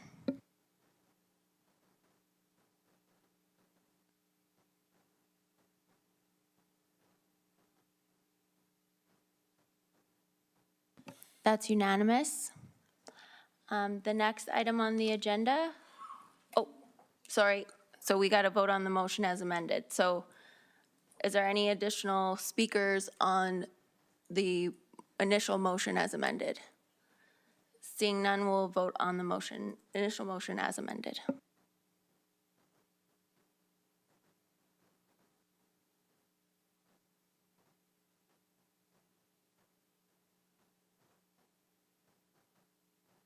And that's unanimous. Moving on to item 9.2, Comco rate offerings. I assume that Managing Director Pancoast will be introducing this, Acting City Manager Egert. Yeah, I'll defer this next item to Managing Director Pancoast. Thank you, Your Worship, to members of council. Just to help reset the stage, I'll echo some of the earlier comments that have been shared for this portion of the discussion. First, we know that the cost pressures that we're all facing is hard and even harder for those who are struggling financially. And as a municipality, we do have the responsibility to make the best decisions we can on behalf of our community. And it isn't always easy to find the right balance of how to make those decisions because there's always a sense of trade-offs. And sometimes those trade-offs aren't easy to see or even easy to understand when you're facing some of those financial challenges. The balance of the trade-offs in the past and to date, though, have really resulted in a commitment to separate business interests from traditional municipal interests in our decision-making. And you even see that in the separation of our managing director portfolios, with myself focused on stewarding the interests of the business, the Comco business, and managing director Egert and acting managing director Barda stewarding the interests of financial stewardship and making sure that we're executing the socioeconomic interests on behalf of council. That being said, we know that the community is calling us to take action, and the immediate relief certainly has just been provided by council. So now we're really looking at two decisions that we have proposed for council's consideration. One is an interim approach as to how to move forward with setting energy and commodity pricing within our rates. And the second is to consider that there are significant complexities that really ought to be better understood to inform longer-term decision-making. So the option is proposed as a best of market rate, and that would allow us to do some homework really through the use of an independent third party to conduct a deeper dive analytical review of what some of the other interdependencies are within our business unit, whether it's between short-term and long-term needs, Comco business objectives versus traditional municipal needs, utility ratepayer versus taxpayer interests, as well as the broader complexity and risk management of changing rules related to energy transition, and of course our unique position within the Electric Utilities Act, and recognizing and making sure that we're compliant with the other legislation and regulations that we face. So in front of you really is the consideration that rather than continuing forward with a strict and true approach to pure market approaches, which today we typically take an average of the regulated rate option at our choice. No one's telling us to do that. We've chosen to do that historically, and to look at what other market-based products we could be looking at.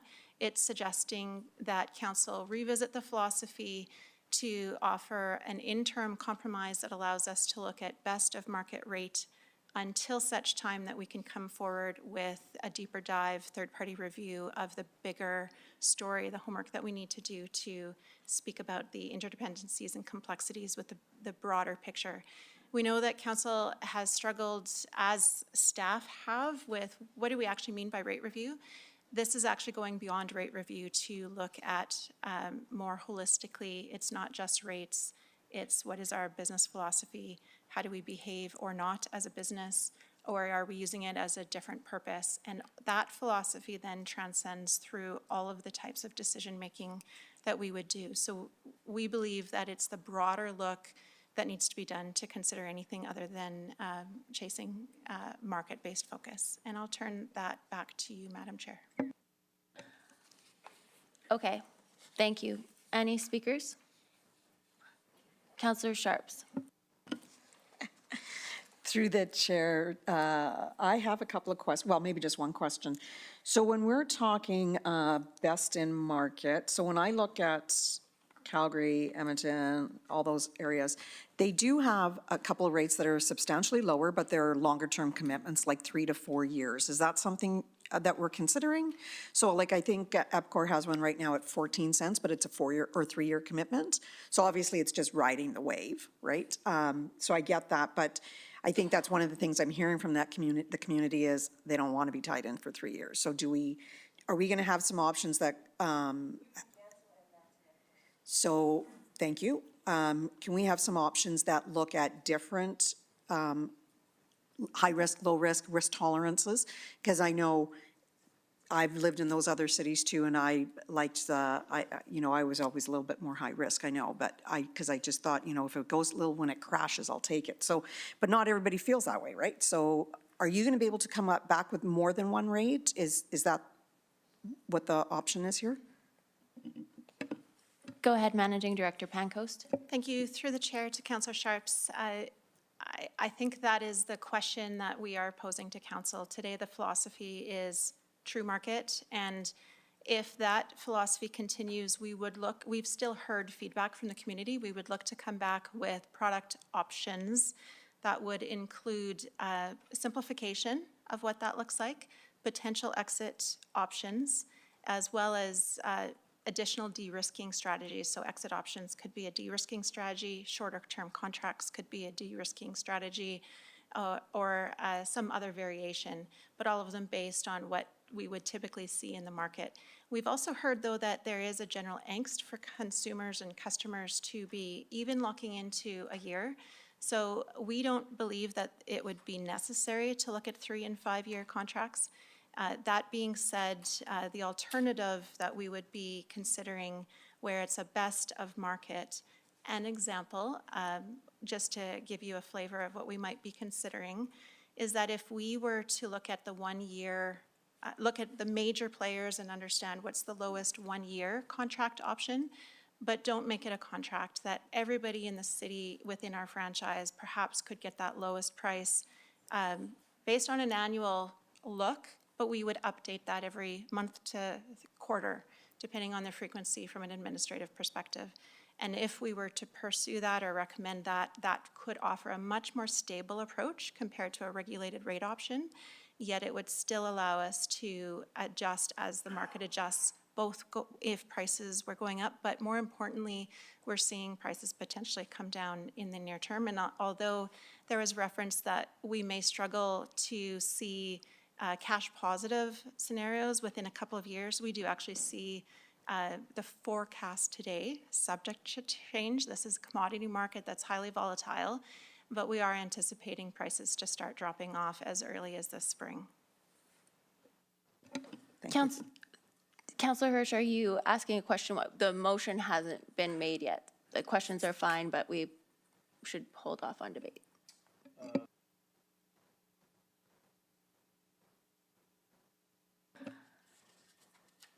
Okay.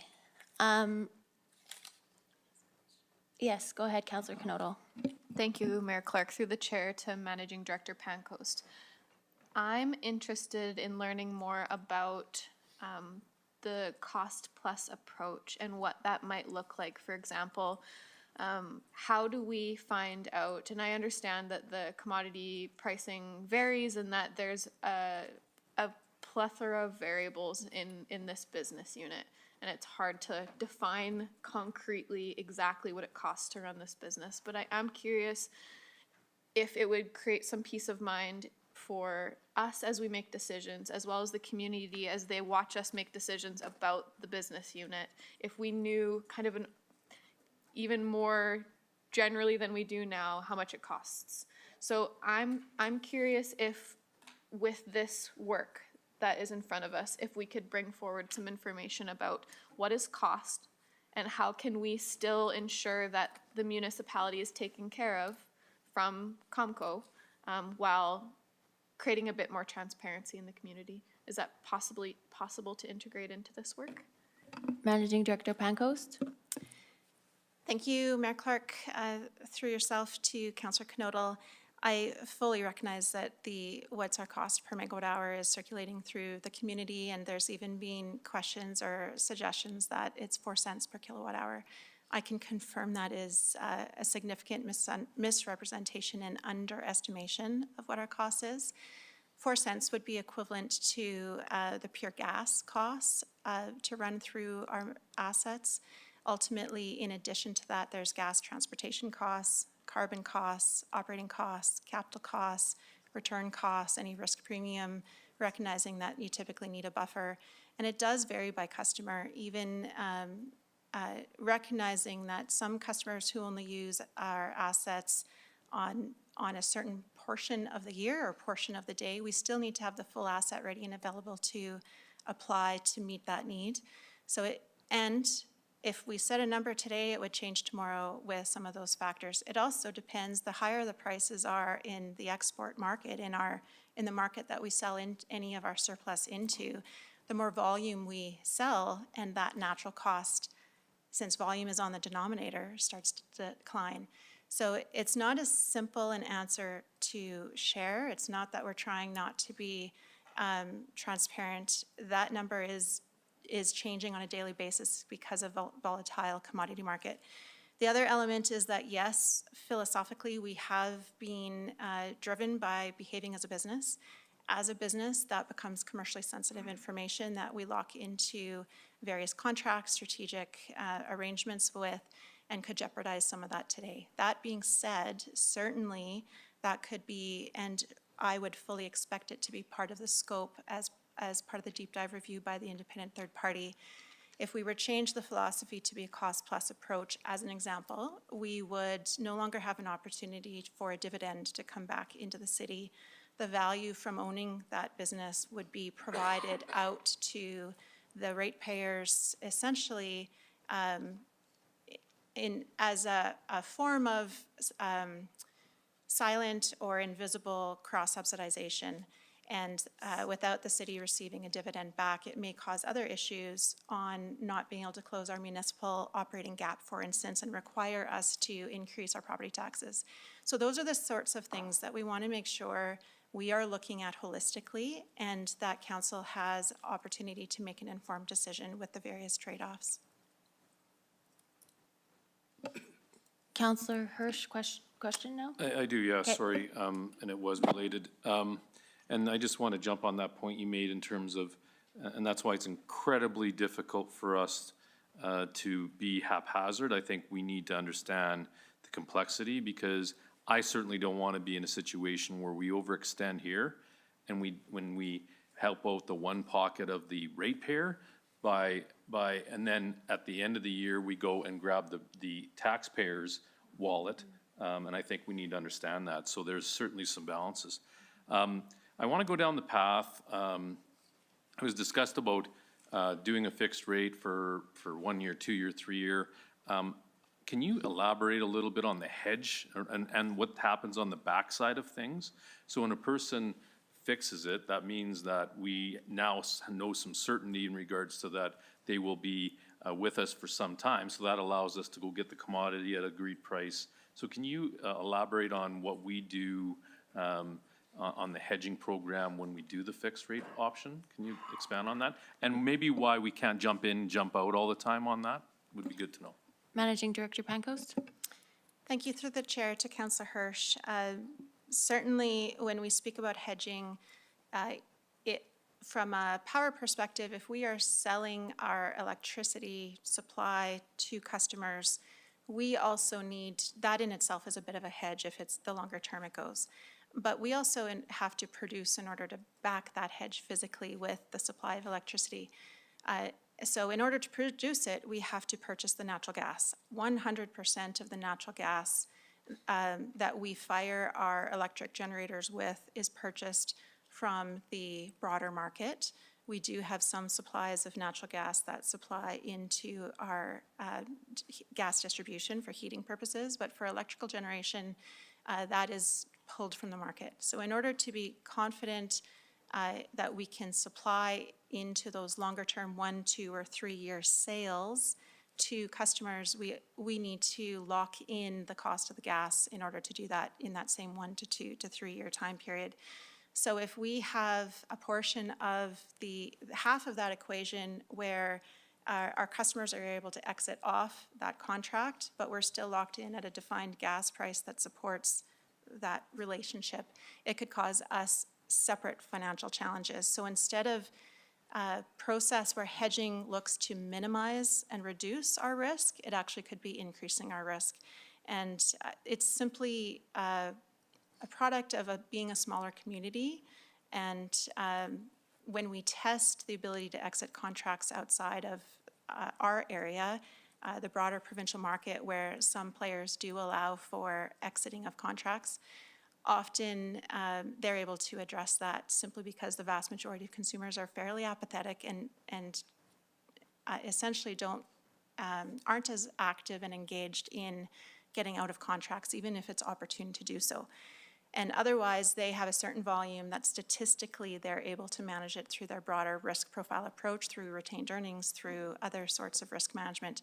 We have less of an opportunity to manage that risk. But even trying to engage with customers tend to like that lower price, but not the fixed contract term. So that breaks the equation of us being able to hedge appropriately. Councillor Robbins? Thank you, and through the chair, my question is the information you've given us about rates, but there's also fees on every utility bill. I wonder if it's possible to include an analysis of what the fees are and give us some options about either reducing, removing, or why the fees might be necessary to keep on the utility bills. Is that already included? Otherwise, we'll have to make a motion to amend. I'll just offer a clarification when it comes to the distribution side of our fees and the environmental utility side of our fees. Those are already on a cost plus approach. So I am making an assumption that really the purpose of the analysis is to really understand the energy portion or the COMCO portion. And yes, fees would be inclusive from that perspective.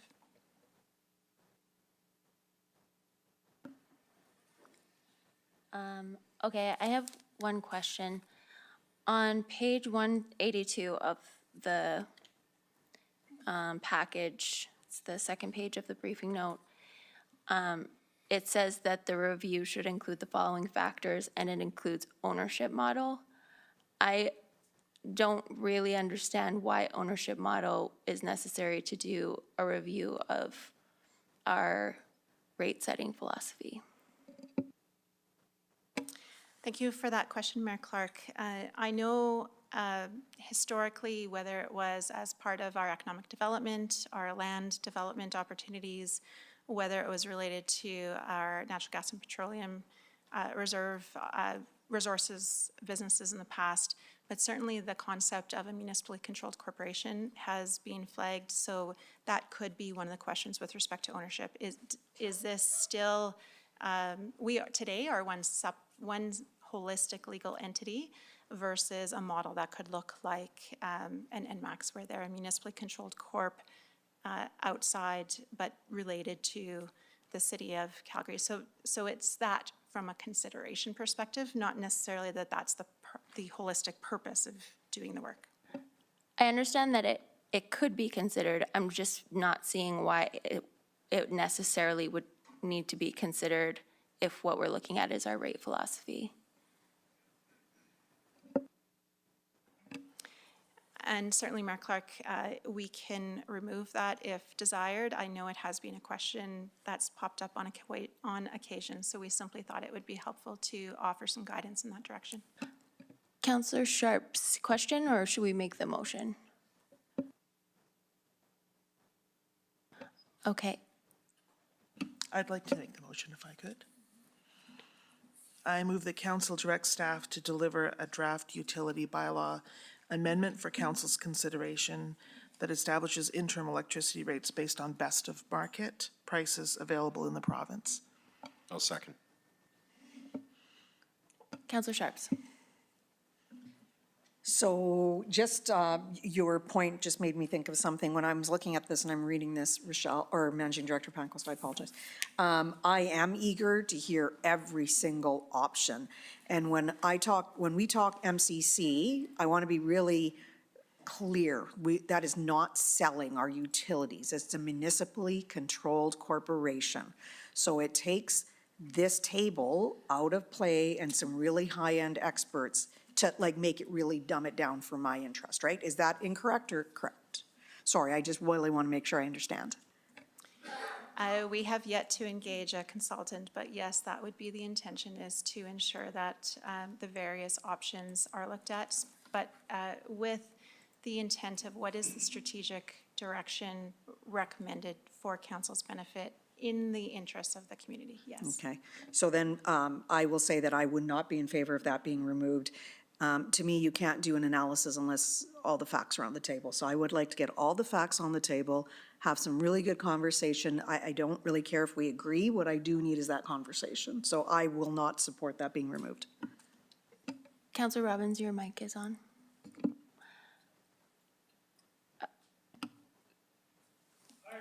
Did we get a seconder? Yeah, okay. Counselor Van Dyke and then Counselor Hirschite.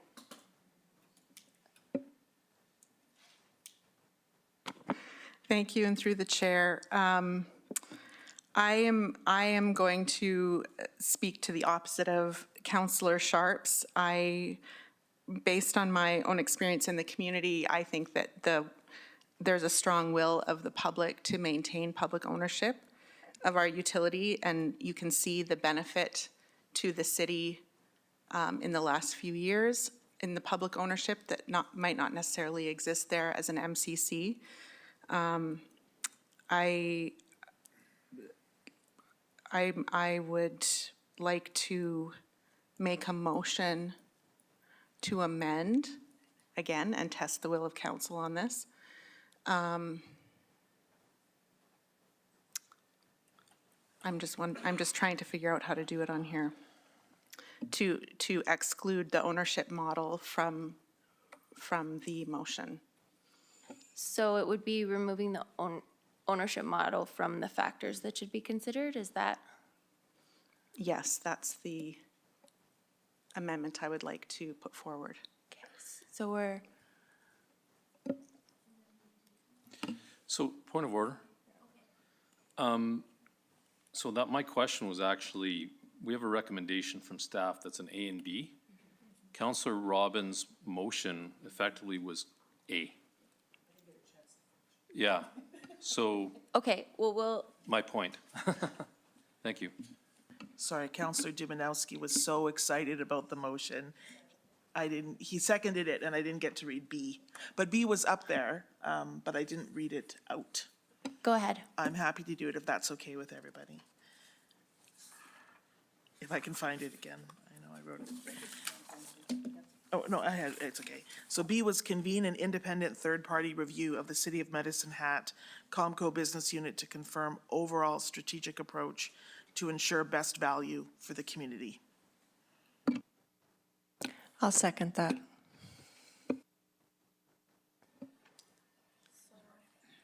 Okay, so the initial motion, I guess, wasn't finished, but now we have two seconders. Right. I would recommend doing the A and B separately, Mayor Clark. Just make them independent motions. They can be amended more simply, and I think it's easier for everyone to follow along.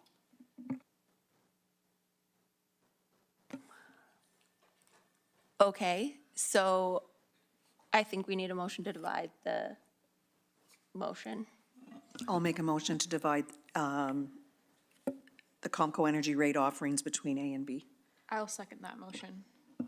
Okay, we'll deal with A first. Now, I'm not really sure where we were in the order. It looks like, so we had that motion on the table, then Counselor Van Dyke indicated that she wanted to make a motion or amendment, that would be on item B? Yes, that would Okay, be on B. so we'll wait. If you would like, I can withdraw that amendment and put it forward for the second portion. sounds great. Okay, I withdraw that amendment. Okay, thank you. Counselor McGrogan. I wanted to speak more to, I guess, B in the comments that were being made. So if we're just speaking to motion, the first motion, I have to say that I support it. I feel in some ways where, like, I don't, you guys have been here for a while, remember Red Owl Foods or this little grocery store, independent, trying to figure out how we're gonna play with the big boys and how we're gonna run this business. And I think that I applaud a review of this and look forward to hearing the results of it. It's necessary. Okay, so so the motion on the table is the best of market pricing. Is that what your comment is on, Counselor Canoto? Initially, it was for B, but I also have comments to make about this. Okay, go ahead. Okay, I just want to make known that I think it's prudent that we go down this path. I think the more information, the better in regards to our rate review. And I would assume that this is going to give us a holistic picture of what rates are available that serve both the community and Comco as a business. I just want to clarify, likely through the chair to Managing Director Pancoast, when we're looking at best of market prices, this would just be a short-term review to satisfy a need that we have right now? Or is this going to give us more information about rate review overall? Or is this, or are we looking at those separate sections are for a purpose and this is purely rates and the strategic business approach is part B? So the motion is to direct staff to deliver a draft utility bylaw for council consideration that establishes interim electricity rates based on best of market prices available in the province. Managing Director Pancoast. Yes, thank you, Your Worship, to Councillor Knodel. The intent is that this would be interim, as noted, until such time that we can leverage additional information as confirmed by the deeper dive independent review that would provide insight as to where to after that. Thank you. All right. Councillor Robbins. I'm just wondering if it's, sorry, through the chair, if it's prudent to put a time on it, like when we want to have that report back by, and what is a realistic time? So this, with the draft utility bylaw, I believe that it was the 18th of September, but perhaps you can confirm and it can be added to the motion. Thank you, Mayor Clark. As it pertains to this Part A, our intention would be to work amendments to the utility bylaw as quickly as possible. We could target as earliest as September 18th, but given our process to reach council, it's unlikely to come until October, but our intention would be as soon as possible. Would you like to make a motion to amend the? Since I left my microphone on, I might as well and ask for the first meeting in October. Seconder? I'll second that motion. I'll just wait till it's up on the screen.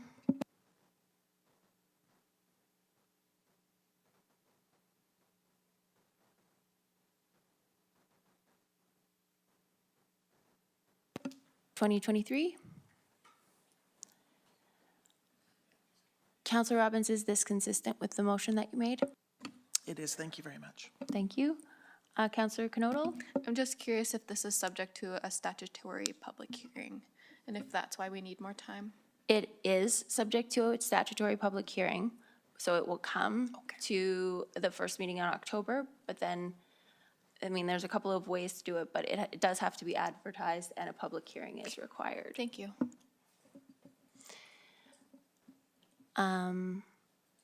Okay, so seeing no further speakers, we'll vote on the motion.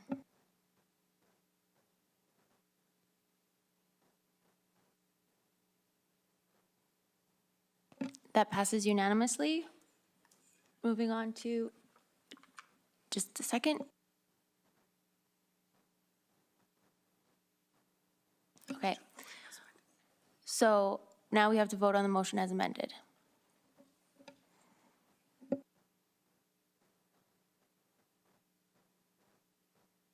No, this is still the first motion. We amended it, so now we have to, we voted on it, yeah.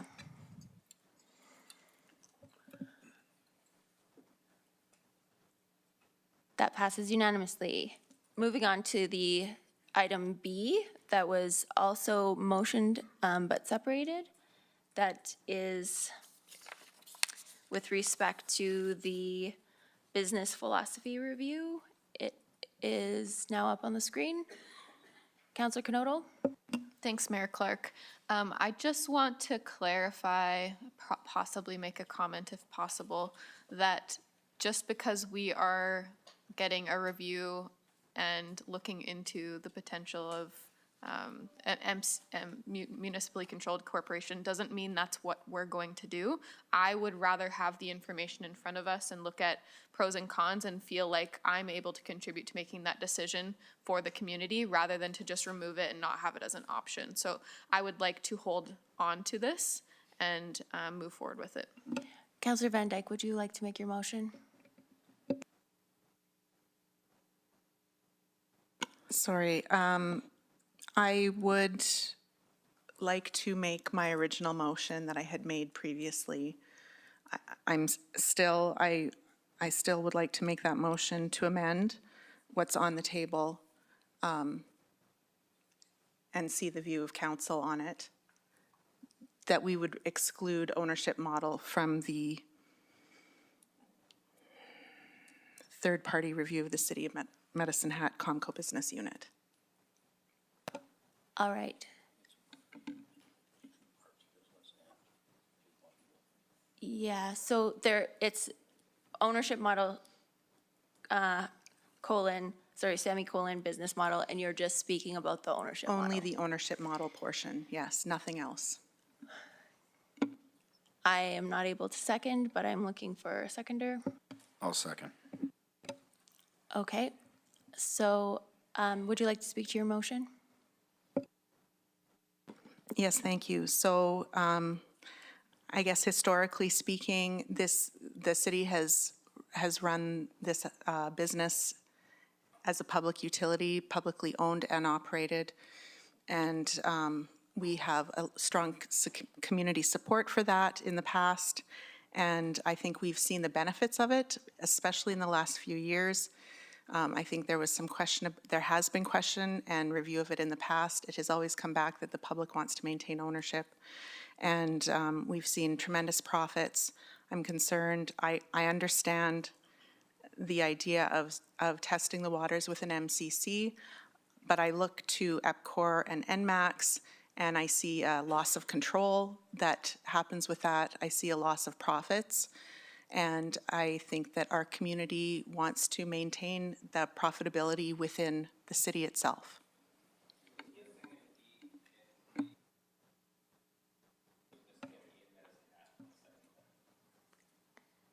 Noted. I think Rondi is going to put it back up. So do you, medicine? Thank you. All right, Councillor Knotel, are you actually, I'm going to go to Councillor Robbins, or Councillor McGrogan, you didn't speak on this matter yet, so I'm going to go to Councillor McGrogan, Councillor Robbins, and then Councillor Knotel. Thank you. I'll be brief. I just wanted to say that if we're putting this thing on the table, let's put it all on the table. I didn't hear anybody in the community 2 years ago when I went door to door and through my inquiries here, they wanted to sell our utility. Matter of fact, it was the opposite, but that was 2 years ago, and I would like a review, and I'd like it just on the table. We're not making the decision to sell. We're just saying, what does it look like, and what does it mean? Because really, what's best here is what's best for our citizens, and we need as much information as we can to make the decision. I think excluding that piece would diminish our ability to make a full decision. Counselor Robbins? I'm going to support, sorry, through the chair, I'm going to support Councillor Van Dyke's motion. I just read, I'm losing track of time, a half hour ago, that the CEO of a municipally controlled corporation made a $2 million bonus. And as much as I like the people around the room here, I think that's more than the citizens of Medicine Hat could bear. And maybe it wouldn't be that, and maybe it would be lower, but we would lose all control. And certainly you couldn't appear before the board of NMAX and ask for utility or any kind of relief from profits made. And I think that's an advantage in Medicine Hat. And maybe people who have showed up here and people who have been online and signed a petition may not appreciate that, but the people I speak to do. And so I'm going to support the amendment of Councillor Van Dyke. Counselor Canoto? Thank you, Mayor Clark. And this is more out of curiosity, likely to Managing Director Pancoast or even Travis. What, we see the benefits of owning our utilities at the present moment, and we are, we see it financially. But I am curious about the obligation, the pressure that's coming from the federal government to do this energy transition. What kind of, will that put us in a financial liability in the future? And is there any information that might come from this potential review that could illuminate that pressure and how we might be able to mitigate it if we do a review of this nature? Are you speaking, sorry, my mic was on. Are you speaking specifically to the amendment? We'll debate the amendment, and then if it passes, then we'll go back to the main motion. Okay. Councillor Hirsch? Well, Your Worship, I couldn't be more opposed to the amendment. I've been asking for a deep dive in our commercial or business since, quite frankly, 2006, first time I was ever on council. It's unfortunate because I'm already hearing the rhetoric in terms of some of the things that we've been hearing in the community, et cetera, et cetera. I guess my question is, what are we afraid of? And by this review, we're not giving up anything. I'm hearing selling of utilities. I'm hearing giving up power to the utilities, giving up the dividend. Like, don't forget, we would still have the ability, because we would be the deciding factor, that I think the jury's out in terms of how these councils over the terms have managed the utility, or the oil and gas division for that matter.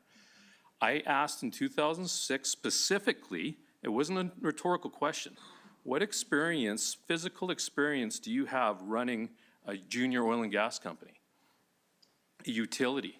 And with no advice other than we rely on our administration for balanced feedback, et cetera, I guess the question becomes, where do we get that sort of direction from people that run it administratively? And by the way, we can still talk about bonuses. We can still talk about, so those are, for me, those are red herrings. And I will not accept things that we could happen or some things, we still as a council get to decide those things.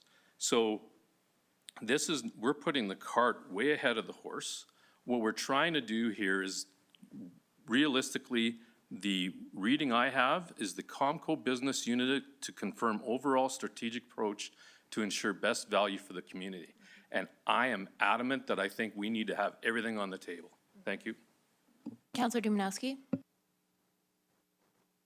Well, Your Worship, when I first read the motion, I read it without the amendment. It says a lot and it says a little at the same time, because on the one hand, it says we will look at all, we ask staff to look at convening a third-party review. To me, that there's nothing necessarily implied in there about excluding ownership. There's nothing implied in there about an MCC. So if I'm not reading that, then that's my error. But I will support the amendment only because from my standpoint, a comprehensive review will be significant, not the least of which adding a component about sale, potential sale, mind you, as an option, or de-risking the model by moving away from ownership. To me, that's a significant piece that will occupy the third party in a way that will delay this certainly before the end of this term. When I think about the Ernst & Young report, and I can't remember what year that came through, the cost was near $500,000 and didn't, in my opinion, yield clear options.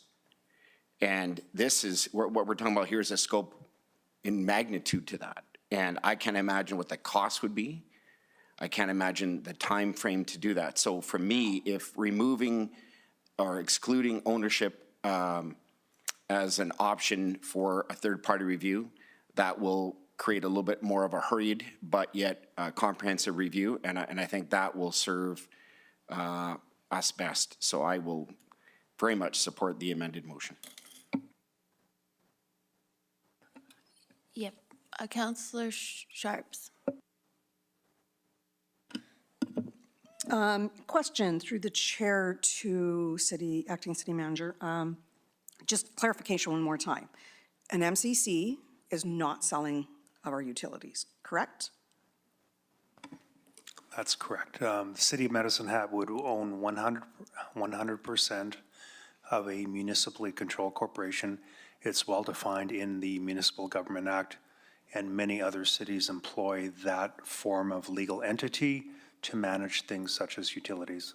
Okay, so I am absolutely going to support this motion, and I'm sure you're all sick of me saying as a business owner, but I'm going to say it anyways. As a business owner, I would never just look at my checking account and not my savings account. I would never just look at one portion of my business and not the other. You cannot make a holistic decision on an operation without looking at everything. And I have to say I wasn't interested in selling, and I'm still not interested in selling, but I'm definitely interested in what an MCC can add value.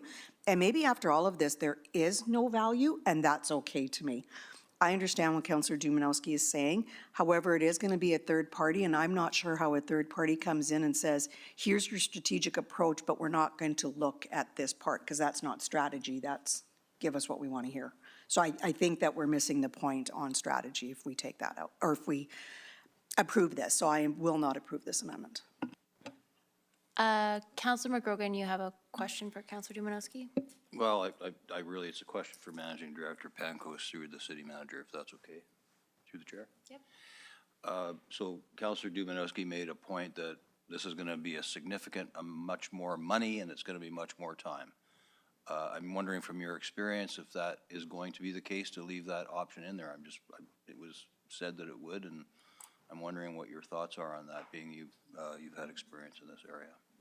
The Ernst & Young report was 2009, I believe. Yes, thank you through the chair. I concur with Mayor Clark. I believe the E&Y report was 2009, related in part to the last time we looked at an approach as to how we should price the commodities within our commodity businesses.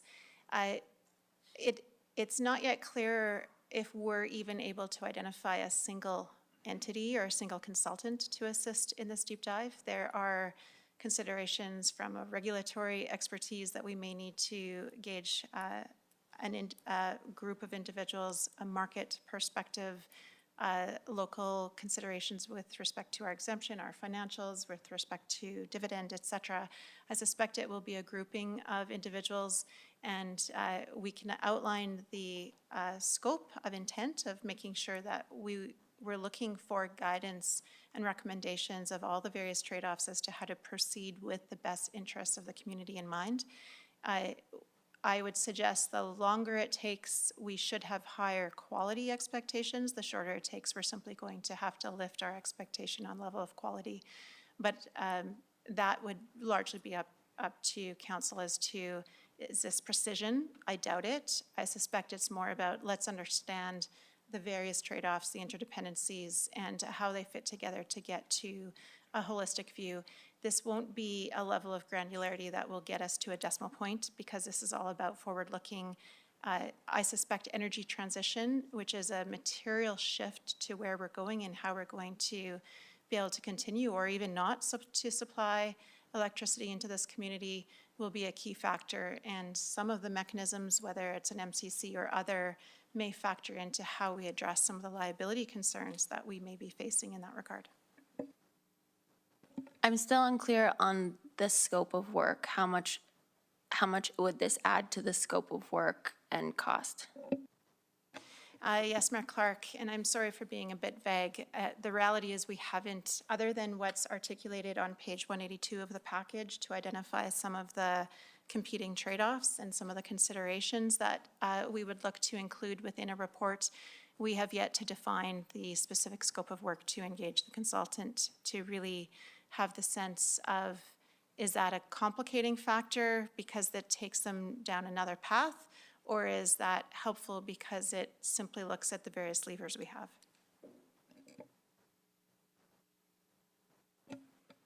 Okay. Councillor McGrogan, was your hand still up? Councillor Hirsch? With reference to the MCC discussion, in fact, later tonight I can cut and paste numerous studies that's been done on MCC is not new. The value of an MCC is out there. Not difficult at all, so I don't buy the argument that it's going to extend any greater. The question I have, though, is we don't have a date specific here, a level of urgency or any type of timelines. So I guess my question through the chair, what is a realistic timeline for us to get a response in regards to this? How long? And I guess maybe that's part of it, is that you might this might be a staged approach where you would go out into the tendering opportunities and maybe report back to council, I suppose, in terms of some timelines. Or maybe I'm talking and I maybe need to listen to an answer. How long would this potentially need, or what timelines would you need for resolution on this? Managing Director Pancoast? Thank you, Mayor Clark. To Councillor Hirsch.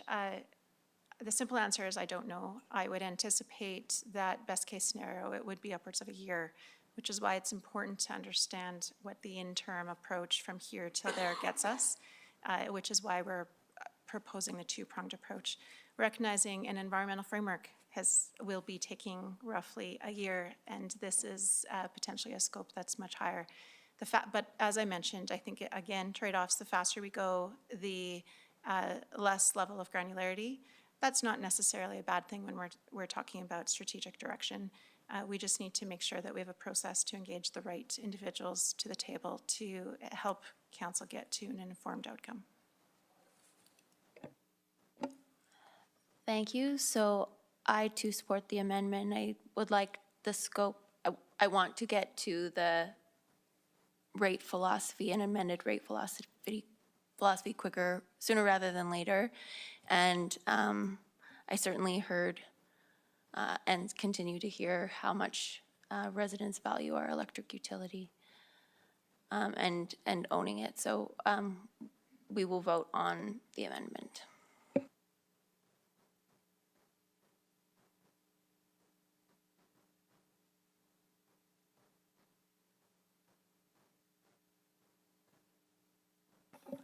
That is defeated 5-4.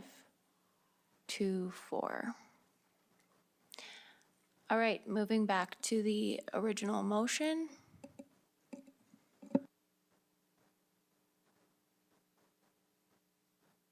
Not the B.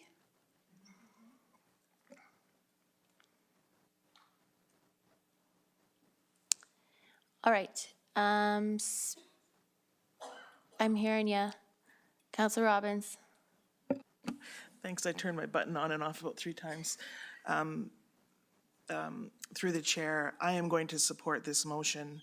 I'm looking forward to getting information, having really robust debate around the table about it. I'll second that. It's already on the table.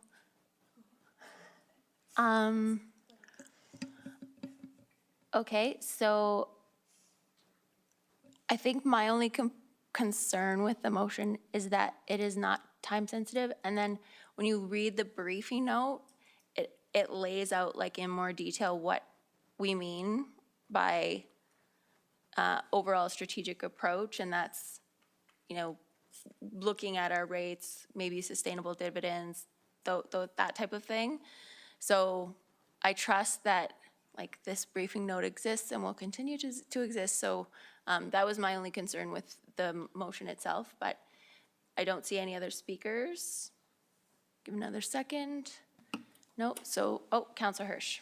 Well, and if it satisfies council, perhaps, and that was the point of my questioning in regards to, could be your process, but is there a time specific that we could ask managing director to report back to council in her progress?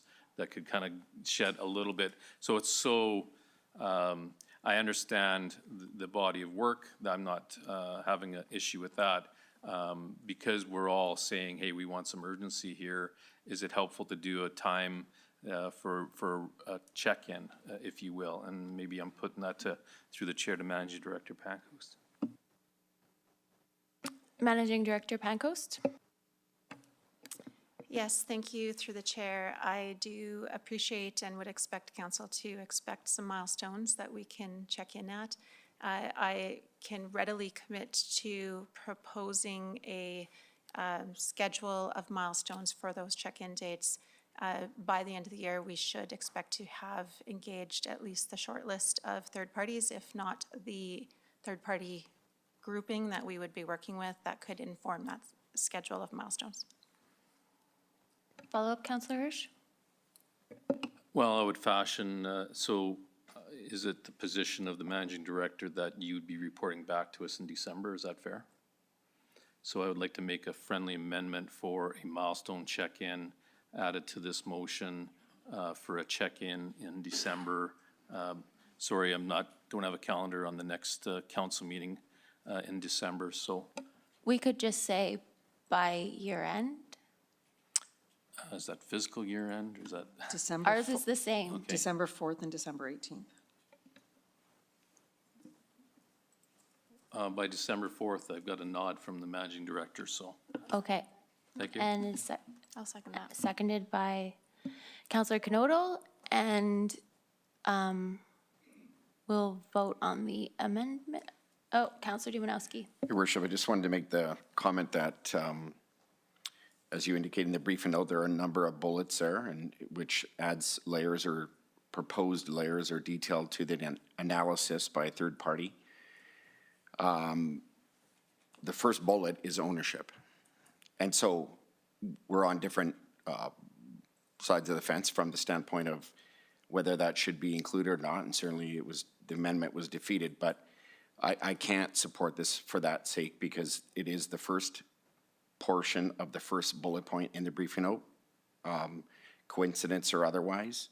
For me, looking at the business model, the rate dividend, overall strategic approach, short-term, long-term needs, sustainability, and on it goes, all makes sense to me and certainly would be comprehensive, be included in a comprehensive review, but the one line around ownership model is a red line for me, so I will not be supporting it.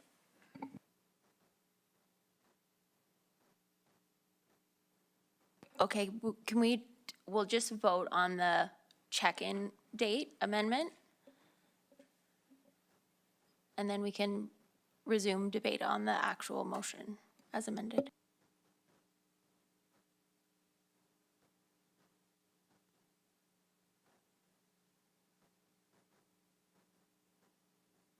So the amendment passes. So now we're debating the motion as amended to include a milestone check-in.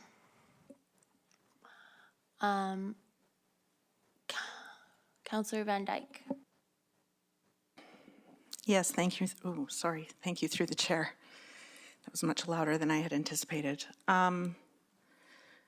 I fully understand where Councillor Dumanowski is coming from, since I had put forward the amendment previously. It is the first line, and it is, I'm not really sure how you decide the rest of it without having determined that first. But I do also see that we need some larger assessment of our energy company, and especially with the impending energy transition. And so although I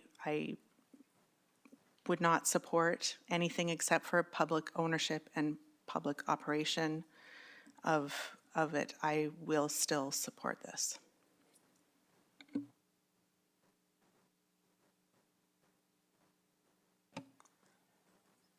Any further speakers? I am similarly torn. I obviously voted in favor of excluding the ownership model, but I've also been advocating for a review of our overall rate philosophy since I got elected. So it's a difficult decision to make, and I think looking back, it will probably mean a lot that I allowed ownership model to be included in there.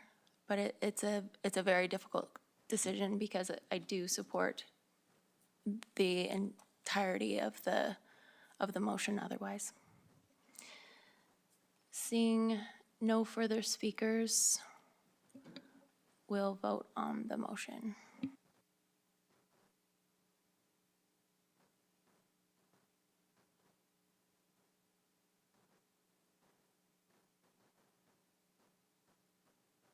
That passes 7-2.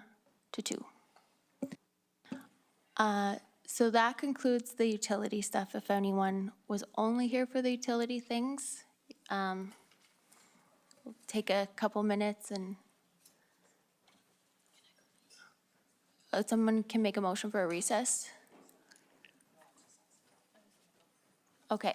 So we'll move on now to item 9.3, which is the Community Vibrancy Awards.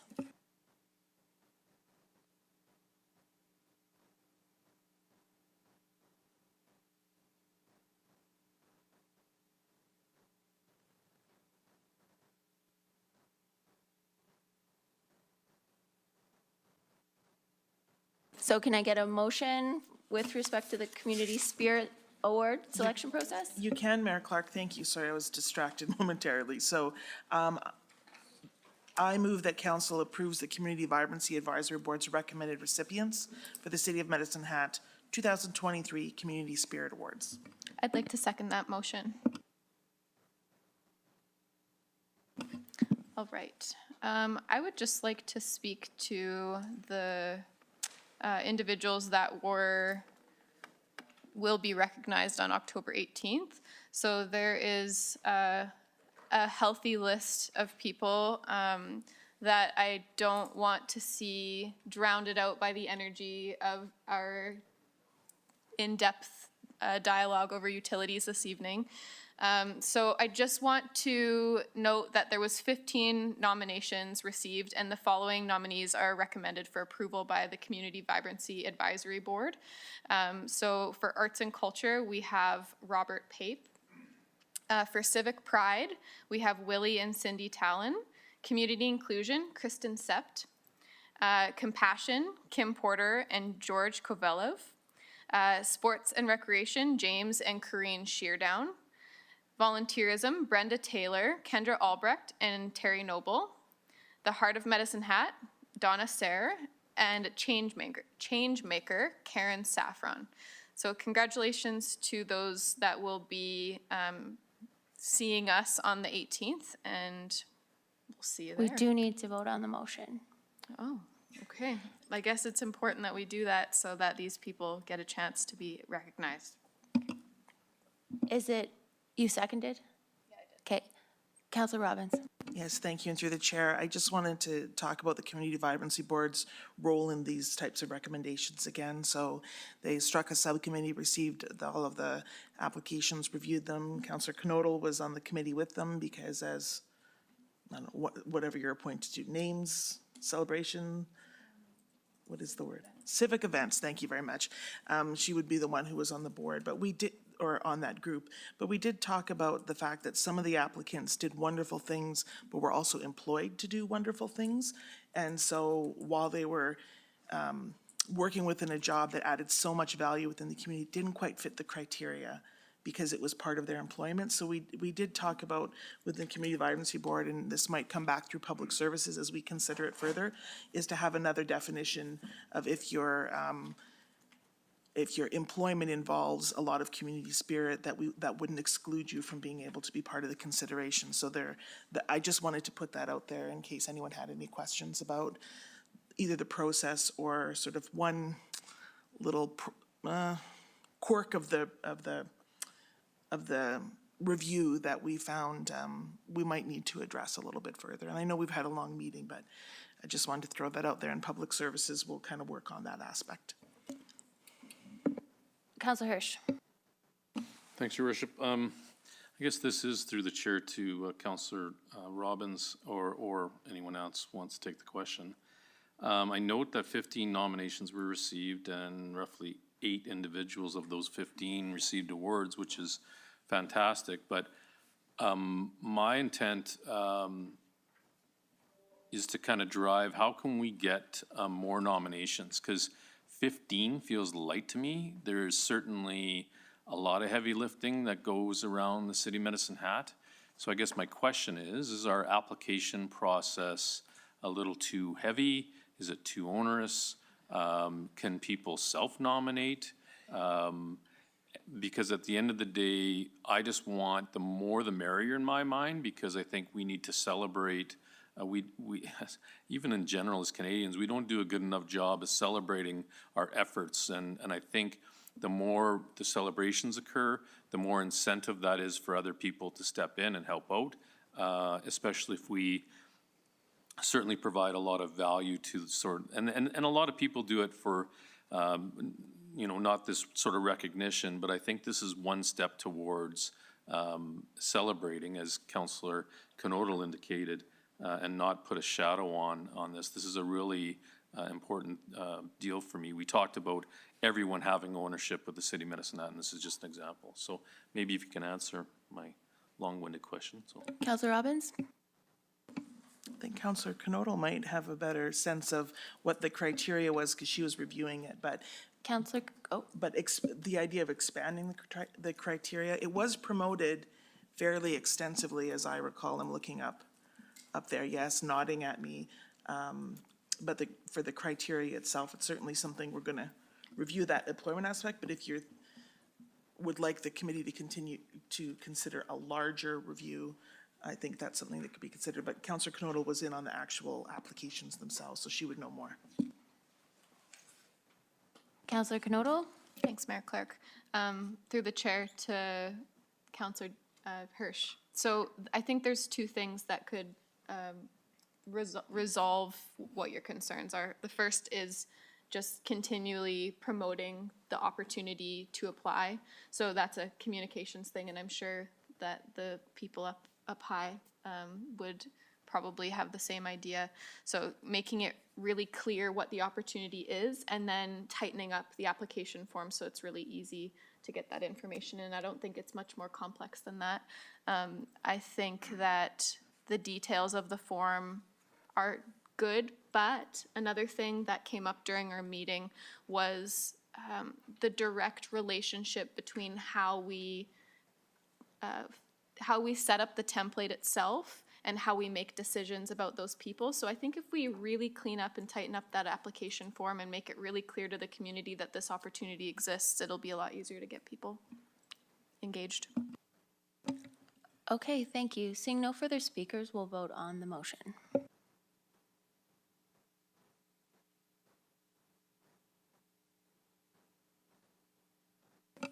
That is passed unanimously.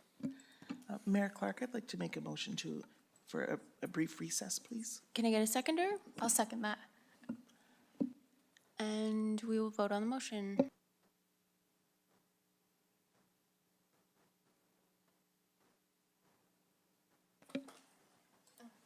That passes. Let's resume at 9:30.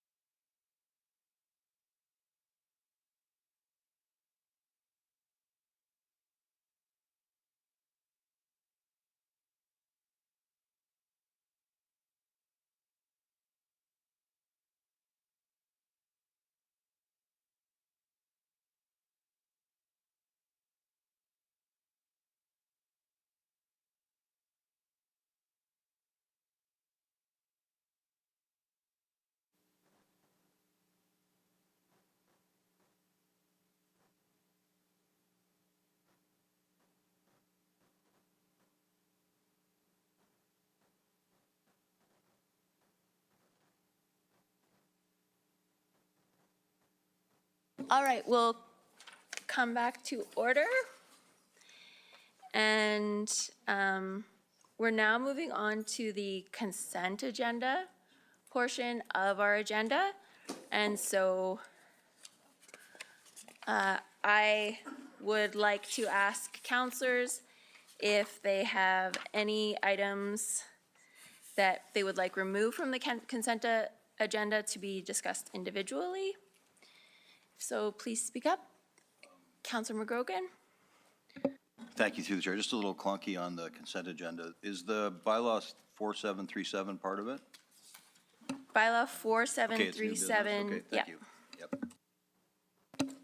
Okay, seeing no agenda items that council feels require discussion, I will call for a motion to adopt the consent agenda as presented. Sorry. I move to adopt the consent agenda as listed in the agenda. Second. All right, we'll vote on the motion.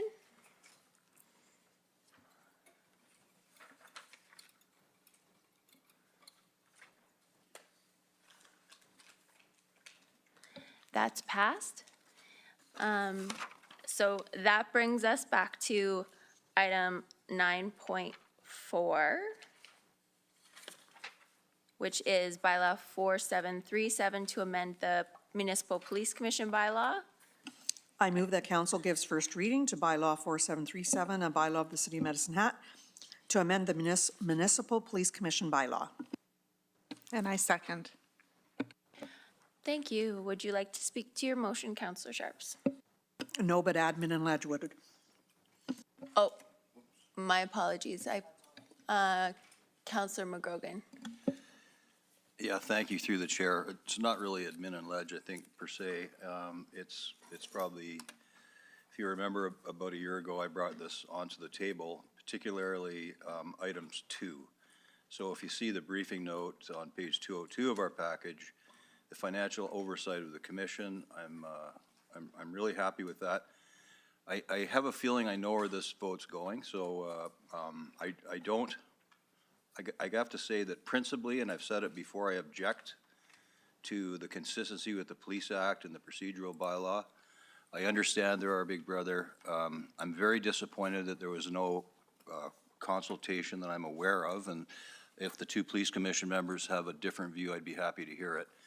There was no consultation with the police the police commission nor council that I'm aware of, and there was absolutely no justification for the overreach, in my view, again, just my opinion, of the provincial government appointing members to police commissions, when it was always my belief that the purpose of police commissions were to keep politics at arm's length from the operation of the police, from the police service. So I fundamentally object, but I'm going to support, I guess, because I think it's a done deal at the end of the day, and I want to get item number 2 and 3 passed, because it's been almost a year. This thing was added on, and they are my comments, and thank you. Councillor Sharps? Yes, and through the chair, I just wanted to add that I actually 100% agree with you. You probably never hear that again. So I do feel like it was government overreach. It's not about the people. I want to be very clear. It is about the process. And unfortunately, it was me that was put into the middle of it and that received the phone call that had to tell council and commission. And it wasn't done well.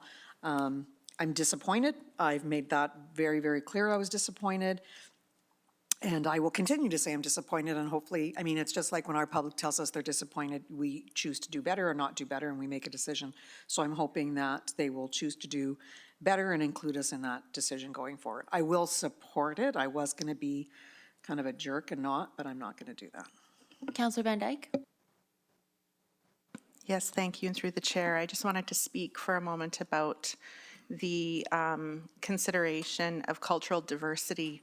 That originally came through, it's laid out there in the briefing note, but it originally came through Police Commission as a request to admin and ledge to investigate it, due to the fact that there is reference to this in the Missing and Murdered Indigenous Women's recommendations. And so we wanted to kind of have an understanding of of if there was a place for it within our revised police commission bylaw. And so I appreciate that the solicitor's office has done some due diligence on that and assessing the rest of the province, what they have. And while it's not maybe as progressive as I would have liked, I understand the reticence to be the first in the province to make this move, but I think it's a good start. So thank you very much. Councillor Hirsch, I'm going to go to Councillor Hirsch. Yeah, Councillor Hirsch? Thanks, Your Worship. Just, I guess, a comment or a question to staff regarding the financial oversight, because this is a quasi arm's length commission that essentially council gives a bag of cash to the commission from then to disperse within the budget. So we really don't have a lot of say of how they spend the money.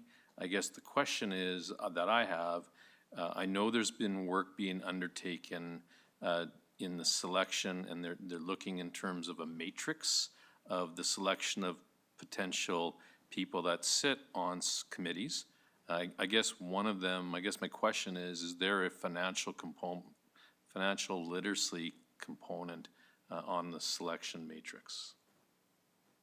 Or proposed matrix? This is maybe a bit of a tricky question with the previous city clerk being the one who proposed that, but it was through admin and ledge that was discussed. Councillor McGrogan, do you have, as the chair, do you have recollection? So if I'm not responding to this correctly, let me know. The issue which I knew you would, I don't have to tell you. The issue really is a fine dance, but we give the bag of money. I don't know where you heard that from, but it's a great analogy. And then they go away, and the whole idea is if there's unusual expenditures that they didn't ask for the bag of money, they asked for it, and commission got to see how they spent it, and they spent it in a different way that wasn't budgeted for. That's where I think we're, responsible to the taxpayer ultimately for giving them that bag of money.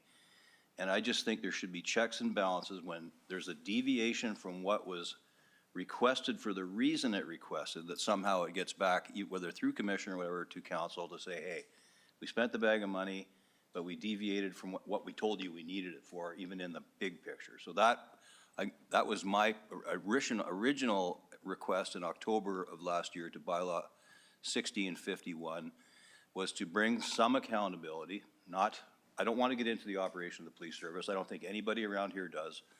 Actually, so it's in good hands, but there needs to be a check and balance. So that was my whole purpose. So this is first reading. I think what I understand, so we shouldn't be debating, but I think that what Councillor Hirsch's question was when we're appointing members to the committee, is there some filter or some criteria that selects according to financial literacy? Yeah, thank you. Through the chair. I just had to get off on my tangent. I think that was the first part of your comment, so, I think, so just say yes. I know I just talked to the city clerk today. We are working on a matrix of that will help us, assist us in choosing proper commission members. So I think the idea is admin and ledge will be reviewing a matrix, and I think it has to be almost like cafeteria style, where perhaps, and again, this is what we need to discuss, the commission members, we might go to them, they might consult all commission and say, here are the competencies that are important to be a police commission member, and one of them is, I'm guessing, going to be financial acuity of some kind, but that's for down the road. But that's what we're hoping to do, to probably take a little bit of the politics out and put a little, and that's not just our committee, I think everybody that has different boards and what have you are kind of looking at similar things, to actually bring some, I guess, I don't want to, because there's professionalism there now, to fill the holes of the gaps of expertise that those certain committees are looking for. Follow-up question? I do, Okay. and just a comment, and it is a curveball, and I kind of don't apologize for it, because it's incredibly important, and what I did, we got involved in a previous institution I was at, is because the commission evolves, you have a person graduating, did the term leaving, then all of a sudden, what if that individual was leaving with a tremendous amount of cultural awareness?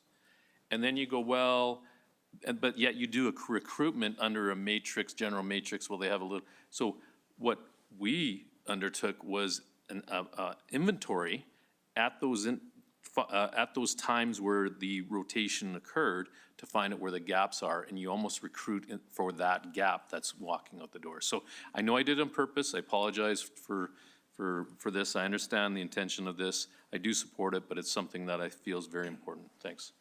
Okay, so I'm wondering if we're, like, I know you have more to say, and Councillor Robbins, you're on the speakers list. I'm wondering if we could just vote on first reading, and then, yeah. So we'll vote on first reading.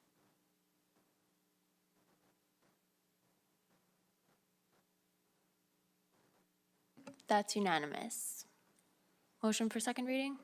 I move that council give second reading to bylaw 4737. I second. All right, Councillor McGrogan and then Councillor Robbins. Thank you, through the chair, really quick. I just wanted to acknowledge Councillor Sharp's comment about it's not about the people that they appointed, and I'm absolutely behind that. It is totally not about the people. I think they probably felt through this wait period a little disrespected, I'm guessing. Apologize, they got caught in the middle of, entangled in some politics, I guess we want to call it that, but not about the people. Thank you. Councillor Robbins, you're good. I just have, maybe this is more of a, I think it is more of a preference thing, but throughout the bylaw, we do say that the minister may do things, or that the minister will do things, or that the people appointed by the minister, certain things will apply. I just feel a little uncomfortable with that because we don't control that at all, but still it's in our bylaw. So that could change with provincial legislation, and then we'd be back to amending our bylaw. So I'm not going to oppose the bylaw on that point. I just wanted to note that when we don't really have control over what the minister does. Oh, yeah. So seeing no further speakers, we'll vote on second reading.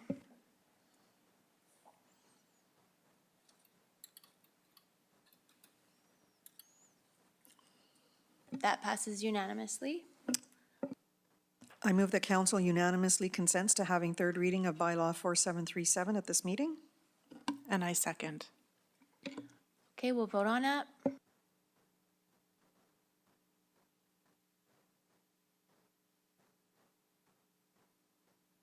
Unanimous consent has been achieved. I move that council gives third and final reading to bylaw 4737, a bylaw of the City of Medicine Hat to amend the Municipal Police Commission bylaw. And I second that. Speakers? Seeing no speakers, we'll vote on third and final reading.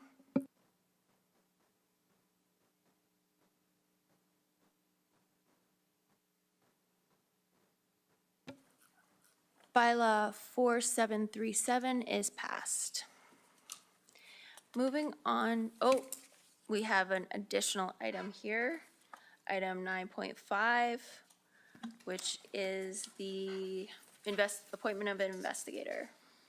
Thank you. Through the chair, I move that Kingsgate Legal be retained to perform the role of investigator under the Council Code of Conduct bylaw on an as-needed basis to be funded from Council Contingency Fund. I second the motion. Any speakers? Seeing none, we'll vote on the motion.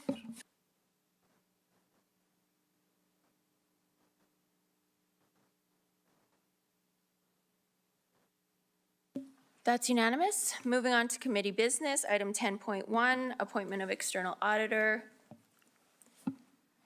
Thanks, Your Worship. I move that council reverses the April 17th, 2023 reappointment of KPMG LLP for the City of Medicine Hat annual audit engagement for the 2023 financial statements, and B, that we approve the appointment of M&P LLP for the City of Medicine Hat annual audit engagement for the 2023 financial statements. Second. Counselor Hirsch, would you like to speak to your motion? Certainly, Your Worship. This is just a bit of housekeeping business. As reported in the audit meeting, essentially, we received notice by KPMG that they were unable to perform the audit as indicated in the contract that they had with the City of Medicine Hat. That being said, audited statements is something that needs to be done under the MGA. So we went out to visit again via tender and received the best offer, and it sits in front of you right now. So to clarify, this was a new tender that was bid upon, and then now that's being awarded Acting City Manager Egert? Certainly. Through the chair, and for clarification, it was a competitive process. We entered negotiations with Myers Norris Penny to get to this point. Pending the council approval, we'll sign the agreement. All right, seeing no further speakers, we'll vote on the motion.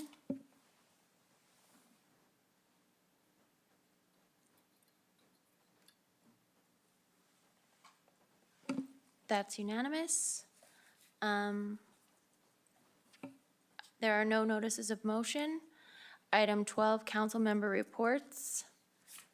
We have item 11.1, Chamber of Commerce grand openings potential for council letter of congratulations. And that is Councillor Knodl's item. Thank you, Mayor Clark. So this idea came to be when I last connected with the chamber.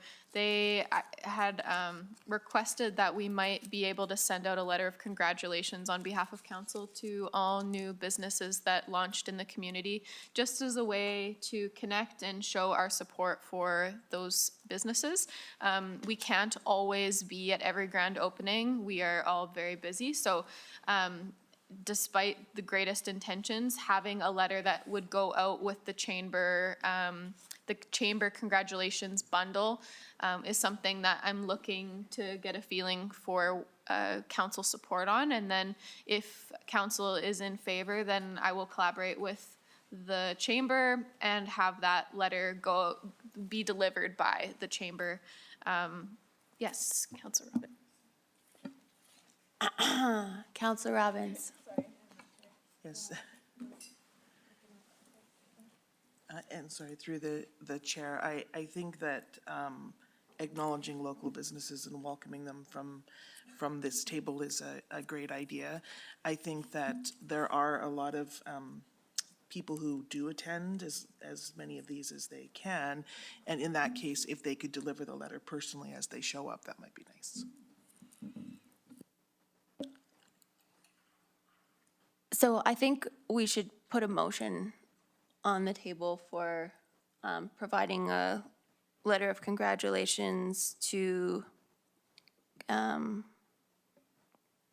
grand openings as we are advised of them by the Chamber of Commerce, something like that. I would like to make a motion that staff draft, and by staff, do I have to define who staff is? That staff draft a letter of congratulations to accompany Chamber of Commerce. Sorry, I'm just reading this at the same time. The Chamber of Commerce congratulations bundle to new businesses, as well as any other grand openings that we are notified about. If we want it to come from council, it should be on behalf of council and signed by the mayor. Sure. If that's what your intention is. Mm-hmm.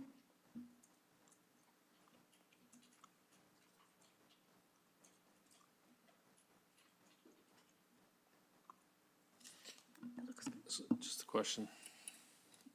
Go ahead, Councillor Hirsch. So is this going to be considered more of a, and I hate to get in the weeds a little bit, but knowing that it might, is this more or less going to be like a form letter that can be signed once and then, okay, yeah. There's some nodding going on, okay? Something easy. Yeah, okay, thank you. Okay, we'll vote on the motion.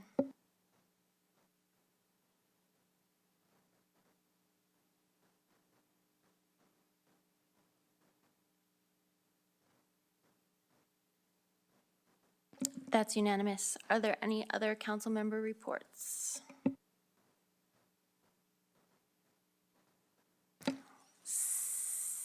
Councillor Hirsch? Nope. Seeing no speakers and no further business, this meeting is adjourned at 10 to 10 p.m.